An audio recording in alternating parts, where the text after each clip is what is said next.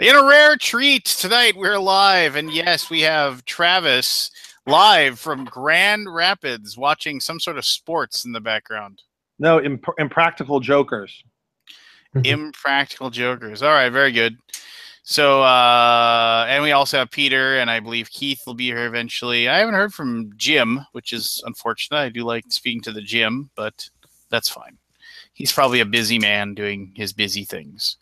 But how's everybody doing? Good. Very good. Busy, but good. Good. Things are good. Things are good. Things are good. So, Travis, you're going to GrandCon here, apparently. Yeah, we're staying downtown. We hold on real quick. One of my guys is locked out of the room. All right. There you are. I thought you were dead. You thought I was dead? Oh, I thought you had a seizure in the hallway or something. All right. Here's Lance. Say hi to Lance, everyone. What, Lance? There's Mark. And here's AJ. Yo. So technically, there's 5 of us. Oh, look at that. Nice. Hey, Petey, I got a copy of Shark Island. It looks pretty good. Oh, thank you. Yeah. I love the little dice buoy thing. The dice barrel. Yeah, that was a nice touch. That was all Brenner. I have to give him credit for that. That was pretty awesome. Yeah, that's pretty cool. I got a copy of Buffy too. So I heard it. I don't know if it's true. I heard that they're rebooting Buffy. No, I haven't heard that. I haven't heard that either. So, Well, so it must not be true then, right? No. I mean, so why aren't you coming to GrandCon, Lance? Because TMG does not attend GrandCon. Why's that? Mm. Are you drinking an Arnold Palmer Arizona iced tea right now? I am. These things are awesome, man. 0 calories. You basically just robbed your children of another year of life with them. So how? What does that even mean? That doesn't even make sense. You're killing yourself, man. Those things are terrible for you. This has. Let me. I am drinking tea made from tap water in Michigan. So to be fair. Yeah, I mean, it has 0 calories. The only thing it has is a little bit of sodium. That's it. Salt in my tea. We had the worst General Tso's chicken. It was like they cut up a bunch of mouse pads and put barbecue sauce on it. Sounds tasty. It's friggin' disgusting. It was so chewy. I know who their favorite Star Wars character is.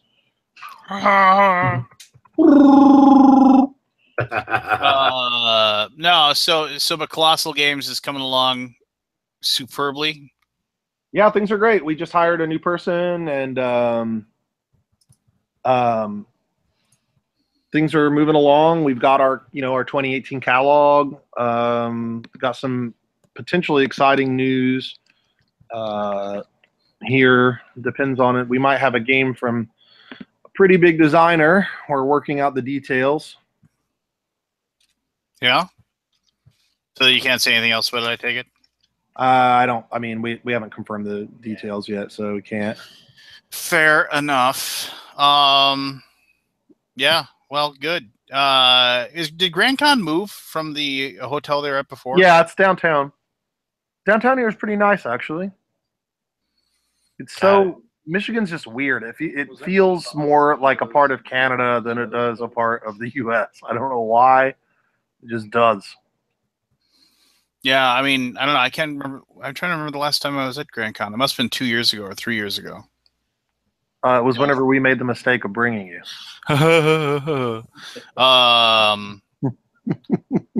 It was the first time we heard, Jay, we're witnessing the birth of a baby whale, Jay. Yes. But what hotel was that at before? I can't. It was in some weird ass hotel with like some grubby restaurant. Remember? And then there was that. Remember, Chris Leader kept making fun of the waitress. Do you guys want another bill? Do you want another receipt? It was like he just ate an entire. Forgotten about that. He had just eaten an entire meal, and she goes, "Do you want another entree?"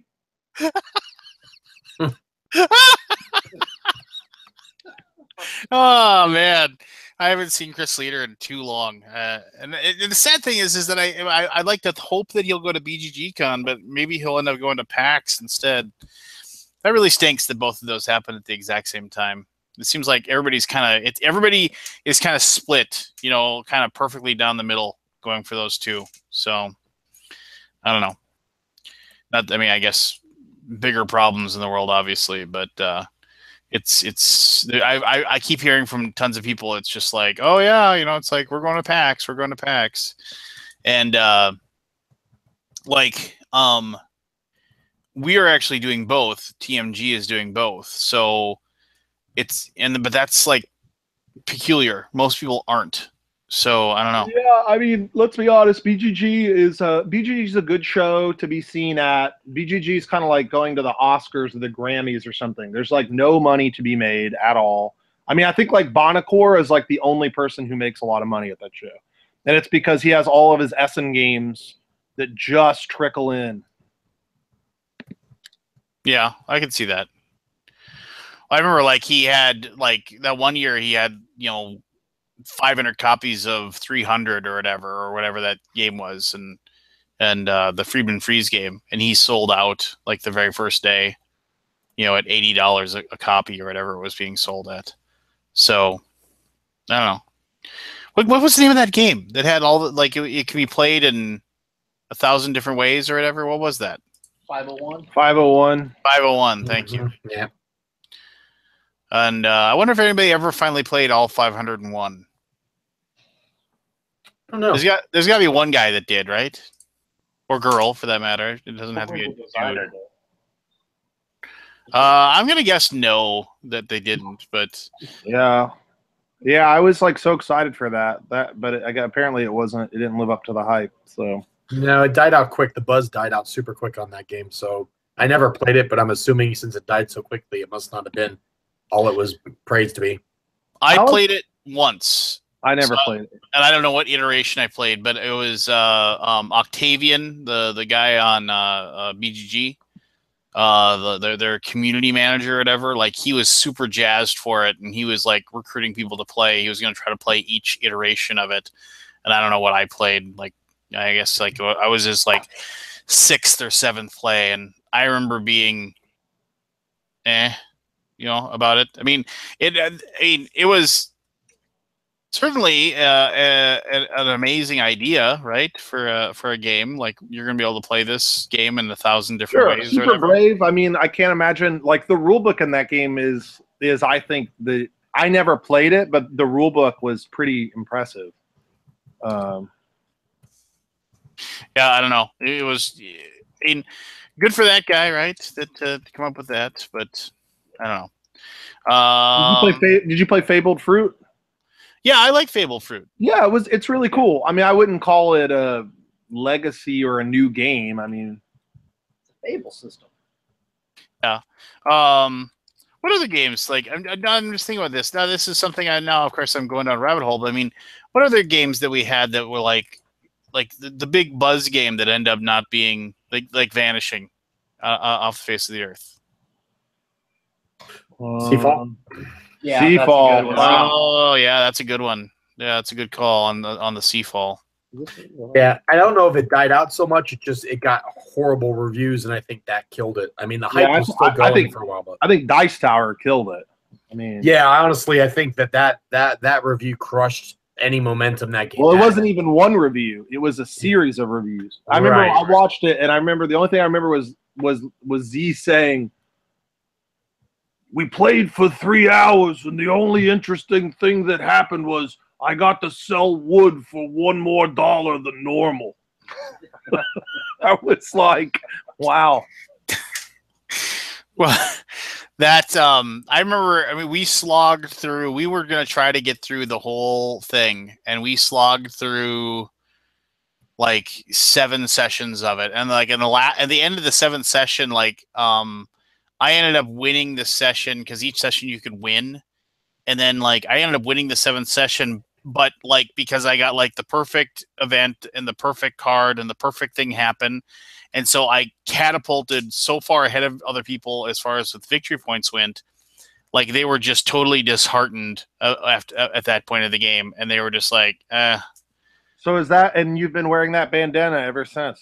Yes, that's true. Yo ho ho! I should pick that. I should open it up and just read the big super secrets or something about it. Because I don't know what the big secret is for the game. I loved Risk Legacy. I thought Pandemic Legacy was good. I mean, if you told me 2 years before you're going to play 17 games of Pandemic in 6 weeks, I would have laughed you out of the room. Of course, I did I named my characters dumb things. And I jokingly said, I'm going to kill this character in this mission, and then literally killed my guy in my first three actions by accident, which screwed us. I think I killed 3 characters over the course of the campaign. I had this one, my last character's name was Martyr Bag, and basically I set her up. So I set up this character so there would be this situation where we would have to use her ability for her, and she would take a scar or a wound or whatever it was, and she could cancel the next whatever epidemic or whatever. And so there were 3 cards left in the deck, and if we would have drawn the epidemic, I could have canceled it and we would have won. But instead, it was the second card down, and she took a damage or whatever from something else, from being in the same space as whatever those things were, the faded or whatever. And so we lost. So it was the most anticlimactic. It was like in that movie, what is Cabin in the Woods, when the guy gives the speech and then he jumps the motorcycle over the and then hits the wall. It was basically the equivalent of that. It was super depressing. Yeah, Thor cycle. We were listening to Maria Bamford on the way up here today. Do you guys like her? I don't even know who that is. I don't either. She's from your home state, man. Okay. You don't know everyone from Minnesota? The home state isn't Minnesota. My home state is North Dakota. You always have to correct me. Well, it's the truth. I wish you'd get frostbite on your throat. Okay. I don't know who that is. So she's a female comedian. I love her. Okay. She's really funny. I believe you. She has a show on Netflix called Lady Dynamite. She's really weird. She came up with Patton Oswalt and Brian Posehn and Jim Gaffigan, a bunch of those comedians that all came out around the same time.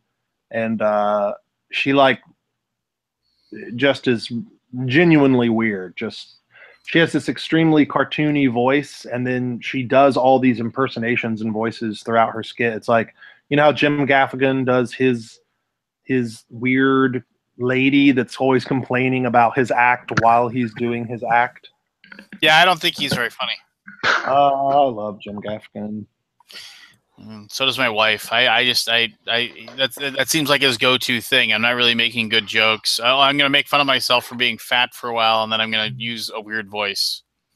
That's what I do. Oh, why would we do that? Keith, I have something to admit to you. What's that, sir? I saw you in a parking lot in Greenwood at Toys R Us with your family, and I was in a hurry, so I didn't say hi to you. Oh, that's okay, buddy.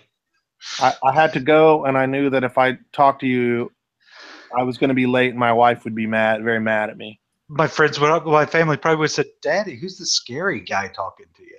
And they'd say, "That's Daddy." Oh, that's fine, Travis. I first met you in Greenwood at the Game Preserve. That's true. Before I knew you at all. You made me sign that baby, remember? Oh, yeah, that's right. It wasn't even my kid. Hey, I saw you added a new member of the team this week on Facebook. That's pretty cool. Yeah. We've got Kira is doing. She's the COO of the company. So I've got Mark and AJ here, 2 other guys. So we're here for Grand Con a day early. Thought we would do some sightseeing in Grand. So yeah, we had the worst Chinese food imaginable. I didn't think Chinese food could get worse than the Chinese food in Indiana, but I was wrong. You found otherwise. Yeah, why is it in the Midwest that General Tso's chicken means come with 1 stalk of broccoli? In some places it comes with no broccoli. No broccoli. Yeah, like you go to Mark Pye's China Gate, and it doesn't come with anything, man. Mark Pye's Chinagate. Sounds like a classic. You got some games behind you there, Lance. Yeah, I know. What do you got? You got Viral. You got the Twilight Imperium that you will realistically never play. No, I've actually scheduled a play for that because last time we played Twilight Imperium 3, my buddy Craig won the game, and he was like pushing against playing it. He didn't want to do it, and then so then he finally played it, and then he won, and then he said, I retire undefeated in Twilight Imperium. So he pulled a Lance. And so he swore he'd never play it, and then I said this is Twilight Imperium 4, so you can actually play it, and so we've actually got a game scheduled for a week from now, actually a little over a week from now. So yes, I will play it, Mr. Naysay. Don't talk to me that way. Okay, I won't. Yeah, we got Downforce. We got Magic Maze. I played that. I feel like Magic Maze is the first game that could kill a person that's a germaphobe. It's just touching things that other people are touching. Like your hand accidentally grazes, like where your hand touches someone's hand and then you hear the Dawson's Creek music, like the doo-doo-doo-doo-doo. Like that. That's very possible. I think the other game that's hell for germaphobes would be that Smugglers game from Cosmos where everybody's playing with the same damn silly buddy. Ugh. So you got Century Golem. You got Citadel of Time. I was disappointed in Citadel of Time. We played it wrong. Oh, did we? Yeah. Okay, there was a pretty big rule we missed. Oh, well, then that's probably why I didn't like it. It was really easy because we missed the rule. Well, there we go. Apologies to That First Martians. Martians. You guys are. This is what you're gonna do for interesting. Look over my shoulder at the stuff that I have. Well, I better look at that than the top of your head. I thought you guys were talking about overhyped. I thought you were talking about overhyped games, and then We were, and then he wanted to just be Travis for a while. And I'm sorry, I didn't realize Aunt Jemima also played paintball. So hey Aldi, how's it going? What's going on? Buddy? So half the people are going to Gen Con, PAX, and half are going to BGG Con? Is that the case? BGG bound. You gotta get me I don't know, man. man. I think you need to go compare those vendor lists and see. Can you get me a badge, Scott, still? For what? For BGG. You told me you could. I'm coming. I already got a hotel room. You're coming? For real? Yeah, Tongi's coming too. Tongi's coming? Yeah. I'll see what I can do. No, well, I will. If you don't, I will run through the con naked. You'll come badgeless and run naked. Sure. I'll figure something out. Why do your eyes look so beautifully blue tonight, Scott? I know. It's like a weird lighting thing going on in here. Your eyes are like, I never even noticed that your eyes are blue. To be fair, I'm constantly staring at your body. Apparently you've never been in the Glasscock room. So that's right. All right, I'll be quiet and let other people talk. I don't know who this Barry fellow is, but he's been waiting patiently. Barry Doublet, Travis Chance, Barry Doublet. Hello. Hello. Sorry to interrupt your love affair with a Scot. You're dating online. You're live. I don't know what you call it. But good morning. Hello, Berkey. Hey, Barry, buddy, old pal. You busy boy, you. I miss you. Yeah, I miss you too, man. That's why I'm dragging out this editing of the last podcast for 2 weeks. I edit about 10 minutes a day. I have a podcast together, so we get together every couple weeks. But with the launch of the project here, it's been 16, 18-hour days and not much time for anything else. Yeah. What kind of project do you launch? Like Alan Parsons or what? Yeah, something like that. Hey, I like the Alan Parsons project. What's wrong with the Alan Parsons? Am I alone with this? But you don't like Jim Gaffigan? What is wrong with you? Jim Gaffigan is awful. I don't think I've ever laughed so Lance hard hates while watching everything. anime. Lance hates joy. Lance hates everything, He is a devourer of joy. but he likes Alan Parsons. He's not funny. I think there are thousands of people that would disagree with you, Lance. That's fine, and they can enjoy him, just like I can choose not to enjoy him because he isn't funny. So, all of those games that are behind you, Lance, are all those the ones that are going on your flea market? Because I'd like to grab quite a few of them. No, it isn't. Jeez. That's just Santa Hall from Gen Con. Yeah, I'm working my way through it.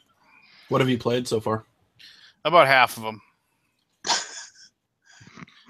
You sure? Because 2 weeks ago they look the same. That pile doesn't seem to have moved. Didn't move. I know, like No. it's perfect. You put them perfectly back in place from last week. That's Yeah, what I do. 2 weeks ago. And cellophaned them instead of shrink wracking them. Yeah. Barry, what's up with your headphones? Do you work for SETI or something? No, I'm going for the Princess Leia look. Dude, those are $5,000 headphones. We can make fun of those. These These are are actually made of Dr. Dre's bone marrow. these are recording studio headphones because I'm in a recording studio with guitars and all kinds of Was drums. that Animal on the wall? It is Animal. Do you have a keytar? I have several guitars. No, keytar. What's a keytar? From the 80s. It's a keyboard, but you wear it like a guitar. Flock of Seagulls had them, I think. Yeah, I know what you're not. Howard Jones had one, and Jean-Michel Jarre had one, and no, I don't have a keytar. I thought it was your American twang. A keytar! You have a keytar there, boy! I want to see it. Get it out. Show it with the boys and girls. Okay. How do you really feel about America? How do I feel about America? You're great to take the piss out of. So, oh, that's lovely, Keith. I am so envious. Does it have like Casio sounds from the 80s as well, like the old brass It doesn't horn? make Which goes, any sounds. It's for He's got a keytar down there. Oh, it's not Is that a Berkeley. rock band? Is that a rock band guitar? yeah, it's for rock band. Look at that thing. go and plug in your PlayStation 2, and then yay, we have sound. So is anybody else coming to Grand Con? Scott, you don't go anywhere. I was close to going, but just can't quite swing it. I mean, I don't go anywhere. What's going on? All you do is go to Gen Con in Essen, right? No. Gamma Trade Show, Origins, Gen Con, Essen, Oh yeah, I forgot those. Gathering of Friends, BGG-Con twice a year, Cruise, and Vegas. There you go. Crap out of work. That's hardly anything. You're never home, Scott. Yeah. I'll Feels like see it. you at Essen. Oh, cool. Have you Zeb been? and I are going to Copenhagen on a mancation first. Go to the Bastard Cafe, dude. It's awesome. I know we're setting something up It's with so good. the plot maker guys are setting something up for us. Yep. It's a good time. Snorre and Asger. Yep. They're nice guys. They are. They're super nice. They will take care of you. They'll give you the Geek Chic table, too. They have a Geek Chic table. You can reserve it. Yeah, I've never been. I wanted to do Amsterdam, but Zeb said, well, Bonacor was thinking about coming when we were talking about Amsterdam. And then we said Copenhagen. He goes, pass. Pass. Copenhagen is great. Went there last year. Charger time. What's so great about Copenhagen? It's basically Jim Gaffigan's performing there for 3 nights, so Yeah. we're just Gaffigan groupies. So unfortunately, the Tivoli was closed. We didn't get to see that. That's basically where Walt Disney got all of his ideas, stolen from Tivoli Gardens. Oh, I didn't know that. We missed that. Yeah, it's the original. If you go to Tivoli Gardens, you can see all their artwork and their style. It's like totally Walt Disney ripped them off. Couldn't it be said it's an homage? No, It's like go early look at it. Go look up the without Tivoli. all the racism. Yeah, exactly. Without all the racism, The early Disney stuff was there probably was racism there too. Yeah, it was. But how is that? I mean, I don't know. I mean, so basically, what is it his fault that he was more successful with the? No. I'm just saying it's like what good artists borrow, great artists steal. Yeah. Yeah. Yeah. I mean, you stole the design for BGG from a spreadsheet. So I mean, Jesus, gloves are off. Holy shit! You just got made fun of by a stunt double from Duck Dynasty, Scott.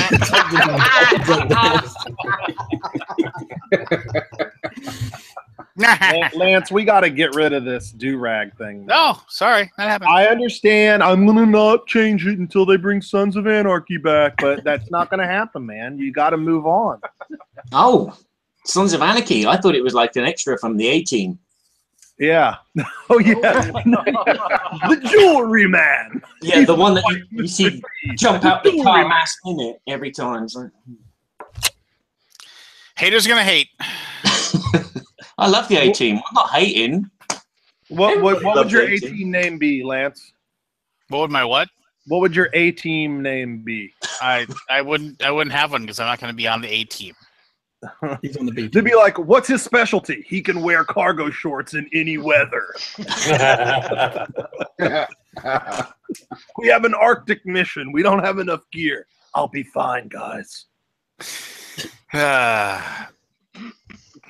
Remember when you posted "Where is everybody"? You sent the link, man. You always give me a hard time because I don't come on, and then No, that's fine. I'm not. I don't take any offense. well, I want you to. Is that John Cloud Spectre? No. Who is that? This is Mark Chubby Meeple from Dice Tower, and then this is AJ, who's our developer. Okay, cool. AJ. So you guys are staffing up, man. You got AJ, former goat farmer developer. You got a COO now? AJ told me this. He goes, yeah, my parents made me sleep on the roof of the farm a couple times to shoot coyotes that were killing the goats. And I go, I don't feel like that's a life experience a lot of people can relate to. It sounds like fun. And then his reply was, I only did it twice. But then you kill the coyotes. You just give your burgeoning son a firearm and task him to murder predatory canines to protect goats. He's protecting goats. He's not murdering. He's self-defense. Oh, listen here, friggin' Mr. Carlton Heston of Sheridan, Indiana. I know all about you. Where's Sheridan, Indiana? I don't even know where that is. Where do you live? Seymour. Whatever. Where's Seymour? Halfway between Indianapolis and Louisville. Yeah. Man. More like C less. It's not much. The only thing Seymour's famous for is it's the small town from John Mellencamp's Small Town song. There you go. Useless trivia. Hold on, let's let Lance has to vet that. He'll probably throw a Wikipedia link up here in a minute and crap all over your dream. Actually, John Mellencamp said that was about a different thing. What? That was my Lance. I think there's nothing. Berkey, what's going on? Hey. Busy. Super excited. We're getting ready to launch the Kickstarter next week. Wow. 6 days. So we are the buzz is just, I'm having 30 and 40 interactions a day just on emails, people saying, can I buy one before the Kickstarter? No, I don't have enough. So it's really been exciting. A lot of great innovations happening with some of our systems. I just got these dice towers in. Look at these bad boys. You see those? They fit right on the rail, and there's a double chute, and they roll right out into the vault floor. They're just the coolest thing, and they slide along the rail. And so you can just slide them between two people, have one on both sides of the table. Pretty cool. Are you going to be dressed in your full regalia? It's probably going to take a back seat for a while. I do have a top hat now, though. There we go. We were playing a game at my house 2 weeks ago, and I leaned on my, $1,000 dining room table, and it literally split in half like the wrestler Mankind did a flying elbow drop on it. It was bad. Oh, no. And then we wanted to finish the game we were playing, so two guys used their thighs to hold up the table, while two other guys scrambled to remove everything to try to maintain the game state. And then today, my wife, my neighbor fixed it for me because he does carpentry stuff. My wife goes, "He told me that you sat on the table." And I go, "I didn't sit on it. I leaned on it." Must have been your, How many hundreds of pounds of board games were on it? No, it was 100 pounds of me on it. Mm. I think Pete's asleep. yeah. Oh, Charles, Pete. Pete, tell us a story. There once was a man from Nantucket. Oh boy. Now, I know him. And he got ate by a shark. Pete, I saw the sad news about Ray, and that made me sad. yeah, I'm not allowed to talk about that. But yes, was not happy times. Yeah, he's one of my favorites. Who?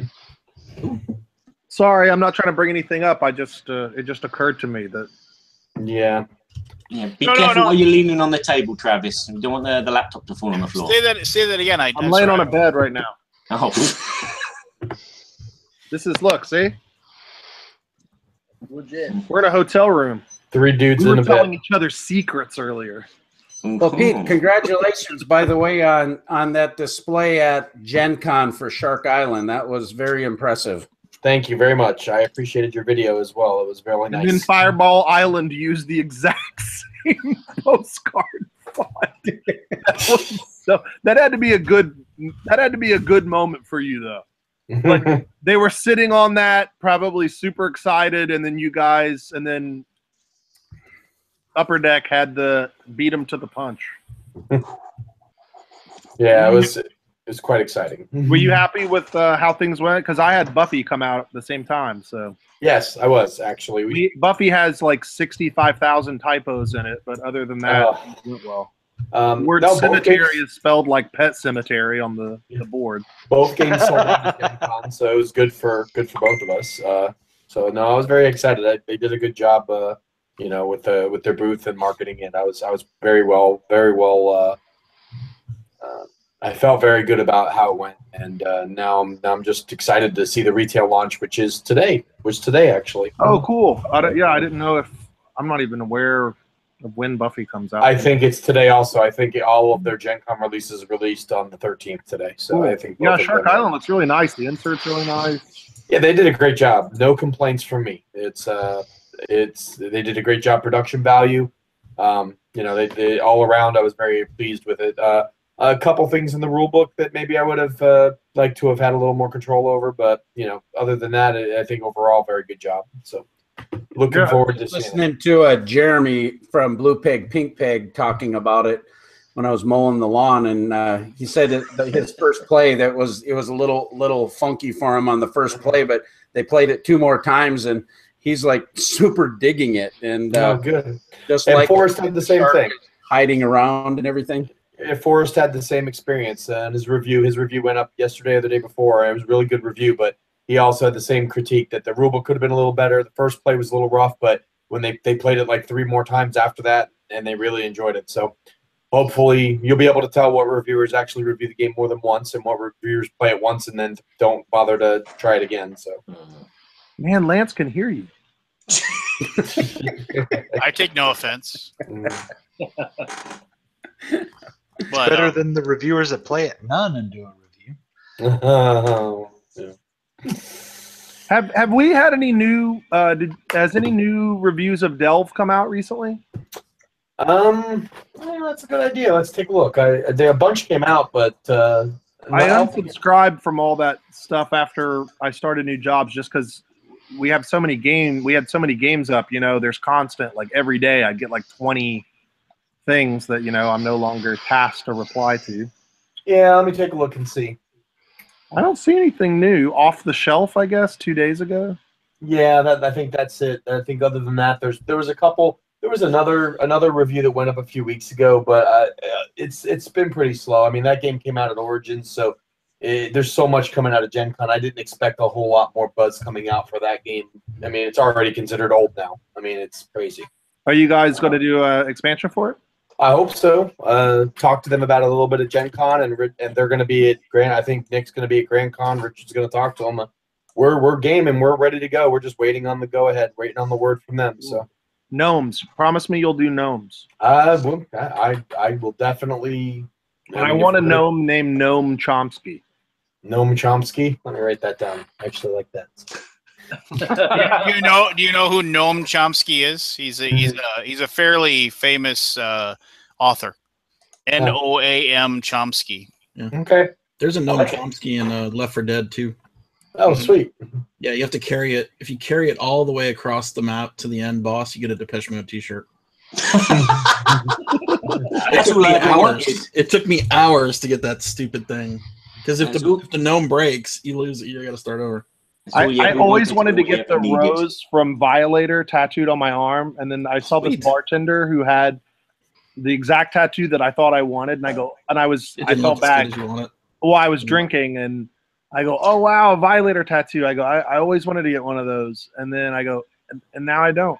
And because it was actually a love bite, and he punched you for doing it to him. No, he didn't punch me.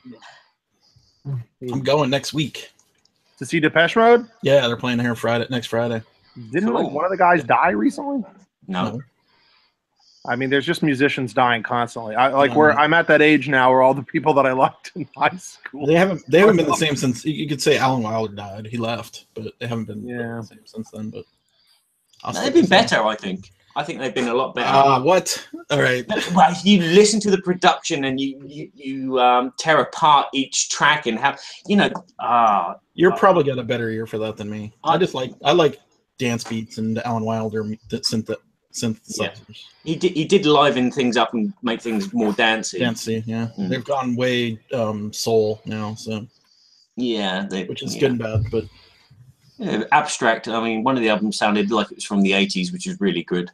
They used a lot of 80s synths, and it was nice because the lead singer, is it Dave? Yes, Dave. He actually, his vocal range increased instead of just being all I ever wanted, all I ever is. He got a lot more higher, a lot more lower. So poetic. He's a good singer. He's getting better. He's got a lot better with time. I never used to like them in the 80s. It was just like, oh God, I could sing better than that. But actually, I couldn't. I just can't get enough. Yeah. So Travis was a musician, played in several bands. Yeah. No, Travis, you want to regale Barry with a few of your band stories? Not really. I mean, okay. What about it? I mean, I played drums. I lived in New York City. I played for a bunch of the major labels as a scab guy, what they call scab guy, just a pickup musician. Well, that sounds disgusting. No, it's just, I don't know why they call it that, but the scab guy is just a fill-in drummer, basically. So a session musician. No, a session musician for recording. I did live and touring. Ah, okay. So, yeah, scab guy. So and also, this happened in my life, so I know that term is correct because that's the job that I had. But I used to, I played in some bands. I used to be more of like a punk drummer, and then I played in this one band that sounded a lot like Erasure, and I was their fill-in drummer for like a year. How can you be a drummer in Erasure? It's all Exactly. I had an in-ear, and I played partial 4 on the floor. I didn't even play the full 4 on the floor. But the band took off, and from there I became like the go-to guy in New York to play in dance punk bands, and that's how I ended my career. I just played in every shitty 4. Like all I did was, that was like 8 years of my life. Wow. Yeah. I mean, I got to do a lot of really cool things. The last tour I went on was this band was with this band called Lola Ray, and we opened for the Buzzcocks for 3 months, which was pretty neat. But they are super old and were drug addicts, so it was sad. Like one of them literally did crack. What? And two, because you leant on them like a table. What's that? He cracked because you leant on him like a table. That wasn't a good callback, Barry. I'm sorry. I like you, but it was you pushed it a little bit. No, but no, yeah. I mean, it was fine. I mean, it's what I thought I was going to do for my whole life, and then I blew my shoulder out, and then I spent about 1.5 years in agony, and I just stopped playing drums and gained 70 pounds. Sounds like me. 70 pounds, gained 70 pounds, and I DJ'd for a long time. So what Your I did musical after genes that, are still there. what's that? Your musical genes are still there. Yeah, I mean, I'll always love music. My daughter's 3 years old, and she's already showing a lot of musical aptitude. So I think that's pretty interesting. That's something I look forward to nurturing. I love music. I don't really pursue listening to music so much anymore these days. I think I've kind of settled into that 40-year-old, I'm just going to listen to the stuff that I like. You know what I mean? I'm in the same boat. And every once in a while, I'll hear a new band that I really enjoy. But there's so much good music. It's honestly when I started DJing, what I found was instead of looking for new music, I kept looking for old music, old music. So I went back, and one of the things I did was I made sure I had every Billboard 100 song from the beginning of the Billboard 100. And there's a lot of really bad songs that were on the Billboard 100, but there was a lot of stuff that I just never knew that I would really like. Like my dad really loves like stuff like the Daz Band and the Gap Band, and I always thought that was so crappy, and now it's like some of my favorite music. Yeah. Parliament, stuff like that. Really good. And I love glam rock. ELO is like one of my favorite things ever. Oh man, that's depressing because like ELO is one of my favorite bands of all time too, and you can't condescend to me about it. No, we're not allowed. We're not allowed. You and I aren't allowed to like the same things. So. There's always a Mr. Blue Sky to the story. That's the great thing. Yeah, I love ELO. I really love. Time. I even love like Gary Glitter. Less his personal experiences, but I love his music. I love glam rock. My game, game. That is the best song. Every time I DJ'd, I played that song. Every time. Yeah, it's like I think it's illegal in England to play that anymore. So.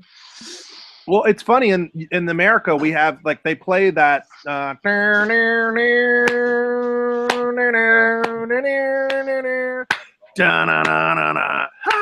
like at every sports game. Yeah. It's like a pederast anthem, and no one knows. I love British glam rock, like the real early glam, like not T-Rex, like shit, like Slade, where they all had like tons of chest hair, and like the costumes look like if you wanted to be a male figure skater, and like your mom only had one good eye and no sewing machine, like that's what all their costumes look like. Just really bad.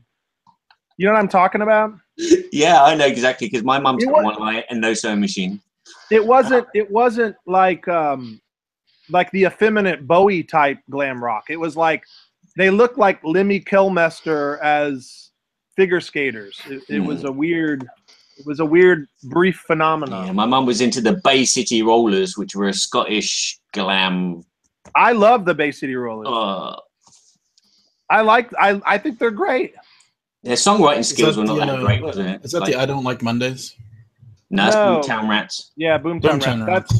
S Bay City Rollers are S-A-T-U-R-D-A-Y. Nice, right? S-A-T-U-R-D-A-Y. Yeah. Bloody hell. You guys know the Bay City Rollers. Shamalam, shame on you. So okay. So what's the best ELO album? And there's only one answer. Out of the Blue. No, you're wrong. Thanks for playing. All. I don't have a favorite. Time. I'm not an album person. I'm a song person. Listen to ELO Time and actually listen to the whole thing because it tells a story. You listen to the whole thing. It's about a guy that basically goes into space and he gets trapped away from Earth and he's trying to get back to Earth. Wouldn't it amazing if your interpretation was it's about a guy who went into space and had hemorrhoids and like that was just the end of your that's a non sequitur. I have to say though that the beginning of Guardians of the Galaxy 2, which we watched the weekend, is the only good bit about the film. When Mr. Blue Sky comes on, it's like, yes! Oh, there's more to it. There's more to like than that. Just that. That scene is the best scene in the movie, though. Yeah, but I don't know. Maybe I don't know all the other songs in the movie. It's just like the first movie, every song was perfect and lively, and the second film, it was just like Mr. Blue Sky, and then all of a sudden it was just like, what the fudge is this? I've never heard of it. What's happening? Where are they going? Where's Star-Lord? The slow motion scene of all of the pirates being killed by the arrow while the whatever somebody in the Americans. Yolanda. Yeah, that was a good moment. I like that. Taserface. Yeah, Taserface. Anyway, so Keith, what are you doing so intently, staring at whatever you're staring at? Surfing the internet, listening to you guys talk. All right. Well, Jim's not here to give us a discussion topic. Does anybody have a discussion topic they wanted to throw out there? Perhaps what's the best if you don't have enough money to buy a big giant super nice gaming table, but you want to have the same super giant gaming table experience. I just want to have an experience where my table doesn't split in half at a fraction of the price. Well, Berkey's tables come already split in half. What's the guy to do? How do I possibly have that experience at a reasonable budget? It is being coined now as the ultimate gaming accessory. Ah. You like that? I like that. Yeah, Mark Street came up with that. I was going to say, you didn't use the word they. Usually when people make grandiose statements, it's always they. There's a they involved. No, we're pretty excited. You know, the Game Toppers, we had them at a lot of different publishers' booth, and Board Game Geek, Scott had some of the tables in the Hot Games room and on Board Game Geek TV, and people were just gushing about them. We got about 97 video clips of people just talking about how much they enjoyed their experience playing on them, and people are surprised that they're so affordable and that they can convert their own kitchen dining room table into a high quality. Berkey, I'll tell you what, and I don't normally do this, but I would be happy to do some free promotion for you if you want to send me one. We'll take all of our pictures on it. We'll tag you. Free? You gotta pay, man. Free. Just for you, buddy. Yeah. I got a deal for you. I know a guy, and he'll give you a really significant discount. I thought he was going to say, I got a deal for you. How about you blow it out your ass? Doesn't quite sound like me, but yeah. Lance, can I ask you a question?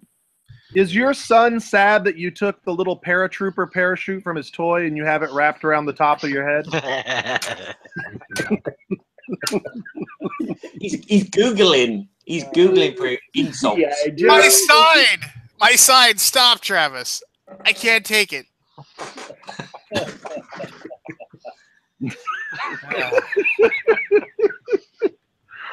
Lance, I didn't know that you were sponsored by Bass Pro.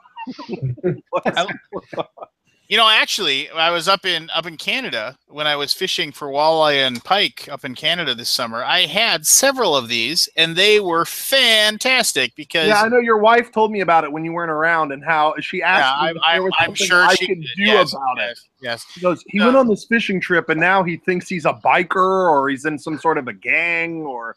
Yeah, no, she's seen me. I used to wear bandanas all the time when we dated, and so it's not something she's, He's like, Lance apparently thinks he's Iron Fist's uncle or something. We don't know what's going on. No laughs on that one. You like Iron Fist, so I tried to hit close to home. Iron Fist is fantastic, yes. And I don't know why all the hate for the Defenders. The Defenders I liked really it. good. I thought it was. I was surprised it was so short. I still got to watch it. I got bored. I How didn't many watch Iron episodes Fist, so is it? I or Luke Cage, so I was completely, excuse me, in the dark. How many episodes is it? It's 8 episodes. 8. That's probably what they should be, right? I mean, just Yeah, I agree. or too long. I don't know. That show made me not like Jessica Jones. I realized what a one-beat character she is. Well, to be fair, they kind of destroyed her in that one. She's just like, she cares, but she pretends she doesn't care, and it's just everything out of her mouth is sarcasm. It just gets old quick. So, not to get away, we're bearing the lead here. Berkey, how can somebody get a hold of when are they going to be able to find? Where can they find out more about your Tabletoppers, and when is the thing going to go live? Well, thank you. You can go to GameToppersLLC.com. You can find us on Facebook at Game Toppers or Twitter, Game Toppers LLC. But we're looking to launch the Kickstarter on Wednesday, the 20th of September. And so we're super excited about that. We have some fantastic bundles. We're doing a Sherlock Holmes themed Kickstarter with some really fun. Even our Kickstarter is going to have theme in it. So it's going to be pretty fun. And our bundles are really attractive. We've been working really hard to make sure everything's affordable and worked hard to get our shipping costs in line and just do a really good job for people. So Kickstarter next week and GameToppersLLC.com. Sweet. Yay. Once you make your first million, go register GameToppers.com. There you go. Pay the man. My understanding is that a lot of tables at BGGCon are going to have the Game Toppers on top of them. Well, this is what we're going to do. We're going to make BGG great again. Believe me, it'll be huge. There's no escaping, is there? Lance, I realize I'm just staring at your head trying to think of another joke working about your on another bandana. Tim It's like I Fowles can't. It's like the Exorcist is in the room next door and has vomited on his head. The well has run dry. It will never run dry. Like No, music. that's fine. I mean, if it makes you happy, that's fine. How cool will that be, though, having Game Toppers all over BGG? I mean, would that be, who wouldn't want to be there playing on it, right? Mm. The jerks. We want to do the hot games room. Yeah. Game Toppers. The jerks that are going to go to PAX instead. Oh, they're not jerks. There's just companies that are trying to get their foot in the door early so they don't get screwed later. BGG is like, listen, I compared BGG to the Oscars earlier. I think it's like an important event. I think it's a very good show to go to. It's extremely important for networking. It's extremely important as a publisher to be around, the people that come. Those people, a lot of those gamers are the elite, like they're the really hyperactive. When I say hyperactive, sorry, I don't mean like hyperactive, like they're very active on BGG. They're very active in the community. Some of them sure might be some of the more grumpier people out there, but I still think that having the opportunity to be around those people, to interact with them, to play games with them, and to be supportive of BGG is important. And I'm not just saying that because Scott's here. I 3 words. Actually, technically, it's 2 words. Glasscock room. If you can find it, experience the magic. The Glasscock room. Every year you talk me into that, and every year I end up like ending up in another nearby room where there's some sort of scotch tasting going on, and someone starts talking about if they would live if they fell off the balcony, and I'm like, I'm in the wrong room. I gotta leave, man. There's like one girl in the room. Do you remember that vibe? Did you go to the first? Creepy. Did you go to the first scotch tasting? Me? Yeah. One that Bonnecor was It was doing like a few years back. It was just it was ridiculous. The first one I went to was 3 years ago, I think. Okay, 2 or 3 years ago. I can't remember when you first started. And I think I went with you, Lance. Didn't you go with me? I think we popped in, and it was You know what? That was year 2 where it just turned into a party. Like Well, that was when there was like people spilled out in the hallways, and everybody was a raising a mess. ruckus. And then like a pilot, like who had to fly like probably in like 3 hours, The next day. comes out and he goes, "What the front is It's going going on?" And then like, and of course I'm like sober. I'm like, "Oh, hey, sorry, you know." Of course. You know, well, because I hadn't had a lot to drink yet at that point, and I was trying to talk about. I was like, "Hey, I'm really sorry. That maybe I can get some people into other rooms, something like that." And then one other guy's like, "Hey, you want to play some games?" I mean, he had the pilot like. Did he have his like? Yeah.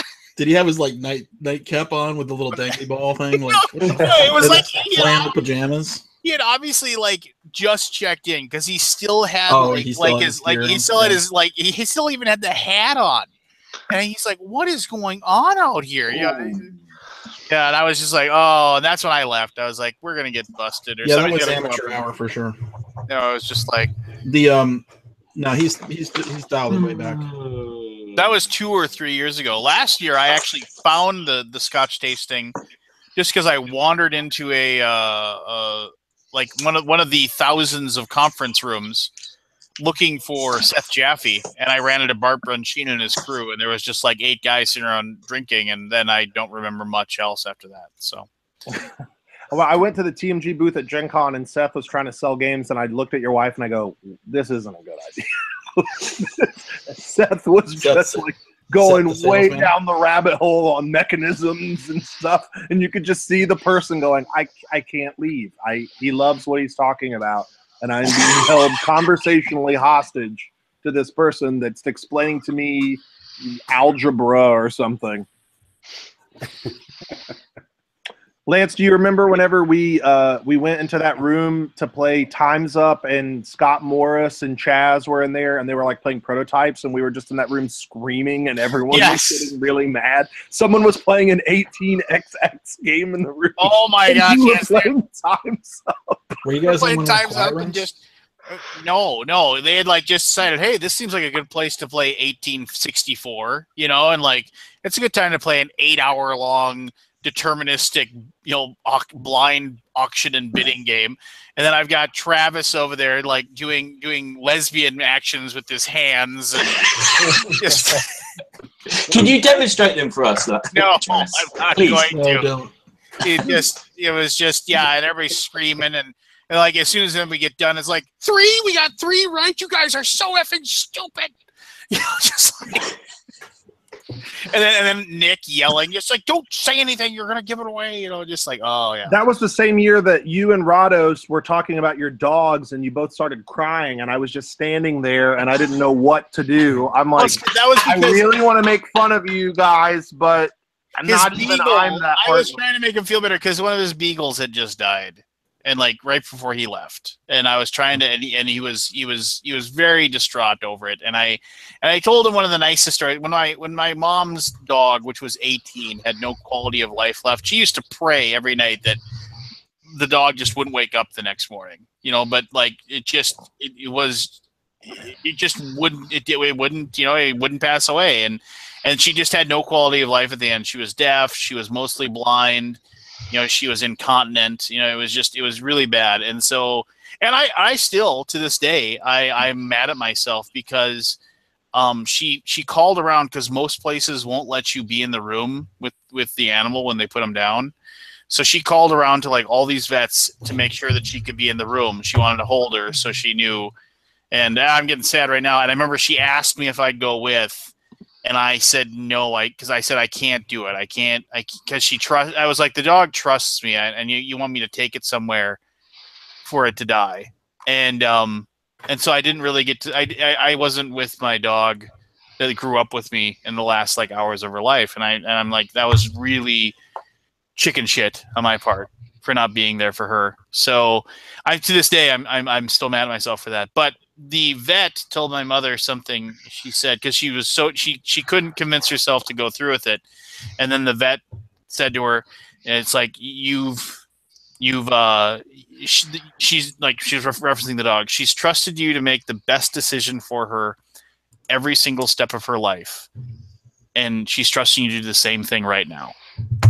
And I was just like, and that was like one of the nicest things I ever heard. And I relayed that story to Rado because they had to make the same difficult decision, and he wears his heart on his sleeve, and I respect him a great deal for that. So anyway, sorry to bring everybody down, but when I have dogs that I love, and I have one that is getting old, and she's definitely on the downswing of her life, and I'm not looking forward to that day, but I will. You told me you killed a dog with a flare gun. No, I don't think I ever said that, actually. But no, just like in Deep Blue Sea. No, that didn't happen. They're making a sequel to that, Pete? Yes, I'm very excited. The first time I watched that Was that a movie, good movie? the first thing I did was rewind the VHS and immediately watch it a second time. And my friend goes, "Why are you watching this?" And I said, and I was laughing so hard, and I said, "They cast Michael Rappaport to be a scientist." I watched a shark movie today, 47 Meters Down. Is it good? It's okay. It's got great looking sharks. It's got great looking sharks, man. Whoa, is Cameron Diaz joining us? An apple a day. Keep Vince Vaughn away. Hey, Cheech, how's it going? How's everybody? Great. I like how look at Barry's background and then look at Forrest's background. Barry's I love his National Treasure poster. It's just like it's sagging on the wall. You know it's covering a hole in his sheetrock. I mean, you just know that's what it's up there for. That's where he's escaping. That's his escape route. My subscribers complained that there was not enough in my background, so I put that back there, and I've had no complaints. I would argue that there is quite a bit of crap in your background. That's your recycling? I'm guessing the boxes. No, that's all the stuff I got to ship out to Kickstarter backers once I get all the cards. Like that's all. I've got 100 of those things. Because that looks like when I finally gather up all of my boxes to take to recycling, that looks like mine. I'll have one big box and it'll just be. Why are you eating an apple at midnight? First is 11:30. This is so weird. Eat something else. Who eats an apple this late? Who goes, well, I've already had dinner, kind of hungry. Maybe I'll have an apple. It's midnight. Guy that has apples? Off my teeth again. Maybe I should have corn on the cob at midnight. Actually, apples are nature's toothbruch. They are actually they're fibrous and they actually do pick your teeth. Lance, I hate you sometimes. It's so full of crap. It's true. I mean, I hope that the afterlife that you go to log on to Wikipedia to prove people wrong, and it just gives you a 403 error, and that's your punishment. That's his hell. 404 error. I got corrected about a correction joke. What is a 403 error? I actually got a 403 error when I was trying to log into my phone. What is Firefox? I don't know what it is. My computer is 5 years. I went in because my charger died at the Apple store, and my MacBook's 5 years old. And I go, yeah, I'm thinking about getting a new case. And the guy goes, sir, they don't make cases for that computer anymore. Like, Jesus, jerk. They make you feel bad about having the old stuff. They're the worst, man. I was telling this story where. So I was like an extremely thin guy my whole life, and then I blew my shoulder out and I gained a bunch of weight. So I've been living in Manhattan. I go to Urban Outfitters, and I go, I can't find any jeans in my size. And this is on 14th Street and 8th Ave, like 6th or 7th Ave or whatever. It's a hip part of downtown. And so this really crazy looking, looked like they'd be into Joy Division and when Joy Division was around, kid. And I go, I can't find pants my size. And they go, what size pants do you wear? And I go, 34. And they literally went like this. Yeah. Just made this retching face. And then they went and they go, give me a second. And they got this you know, like that robot claw thing with the trigger on it that like an old person would use to get like a plate from a high shelf. The grabber, right? Yeah. So they went and found that and then grabbed this one pair of jeans like way up on top of a shelf that just had this patina of dust on them. And then they handed them to me. Obligated to have that one pair.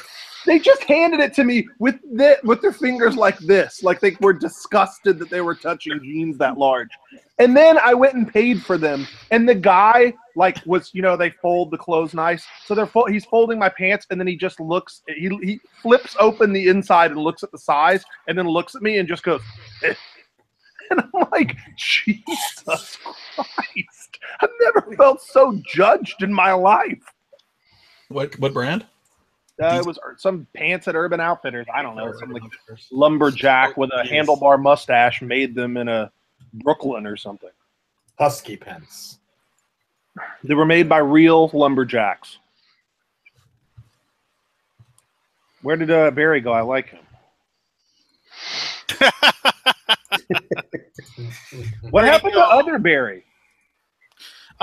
He tries to come when he can. It's just he's got his back's really been hurting him lately, so it's tough for him to sit down and you know, be at it in a prolonged way. So, which, you know, it's too bad. It sucks. But hold on, Forrest is choking on apple seeds. No, I just sneezed. That was a very silent sneeze, man. Yeah, because I muted right in time. Forrest, you're not coming up to Grand Con? No, my wife's letting me go to Essen. I can't ask to go to another convention after going to Origins and going to Gen Con. Not until I get paid to do this sort of thing is she going to be cool with me being gone that much. Because I also volunteer, and I volunteer with kids, and that's 3 weekends out of the year I'm going to. Interesting. You're sculpting young minds? Yeah. I'm a teacher too, man. That's my life, pretty much, working with kids. Young minds, the way he shapes that apple at midnight. Did one of your students give you that apple? Is there a student behind that national treasure poster? No, it was I'm sorry. I got like 80 of these things in my fridge. We took our kids to the apple orchard. Oh my God! I went apple picking for the first time. What a freaking ruse! You pay someone so you can do manual labor. It's only in an affluent white country would that be an activity that we should go. Let's go do hard labor. Let's pay. What is it? $50? $100? What? There's $15, and I got like 16 pounds of apples. And then you just sit back there and eat apples. My kid hauled ass down this sunflower patch and just like went completely splay on the ground and cut her hands up. And then my nephew like pushed her into a sunflower and she like ripped the sunflower and whipped him in the face with it. It was a catastrophe. Then my 2-year-old niece is just eating rotten apples laying on the ground because no one's paying attention to her. Oh, this is easy. Look, Daddy, I got 15. Yeah, mealy. Yeah. And then the thing I said to my wife this morning before I left was, you got to do something with these friggin' apples. There's like 1,000 apples in the house. We got to invite Forrest over at midnight. So Can you freeze an apple? Oh yeah, you can freeze You can apples. freeze anything if you try. Can't freeze carrots. I did a music video once, and the theme of the music video was a food fight. Let me tell you right now, an egg does not break when you throw it at someone. Holy crap. An egg is like nature's shuriken. The singer of the band got hit in the eye with an egg by people that were like, the crew was throwing them as they were filming, and it like seriously made the white of his eye like busted. It was then they're like, all right, someone take car keys and start poking holes in these eggs so they'll actually break. It was just like a rock. Then someone threw an eggplant and hit the guitar player in the face with an eggplant. An eggplant's like an eggplant's just like it's just a different shape for a football. Yeah. An aubergine. It wasn't a good day. I bet Forrest would eat eggplant at midnight. Yeah, Forrest, can you eat an eggplant next? I fucking love eggplant.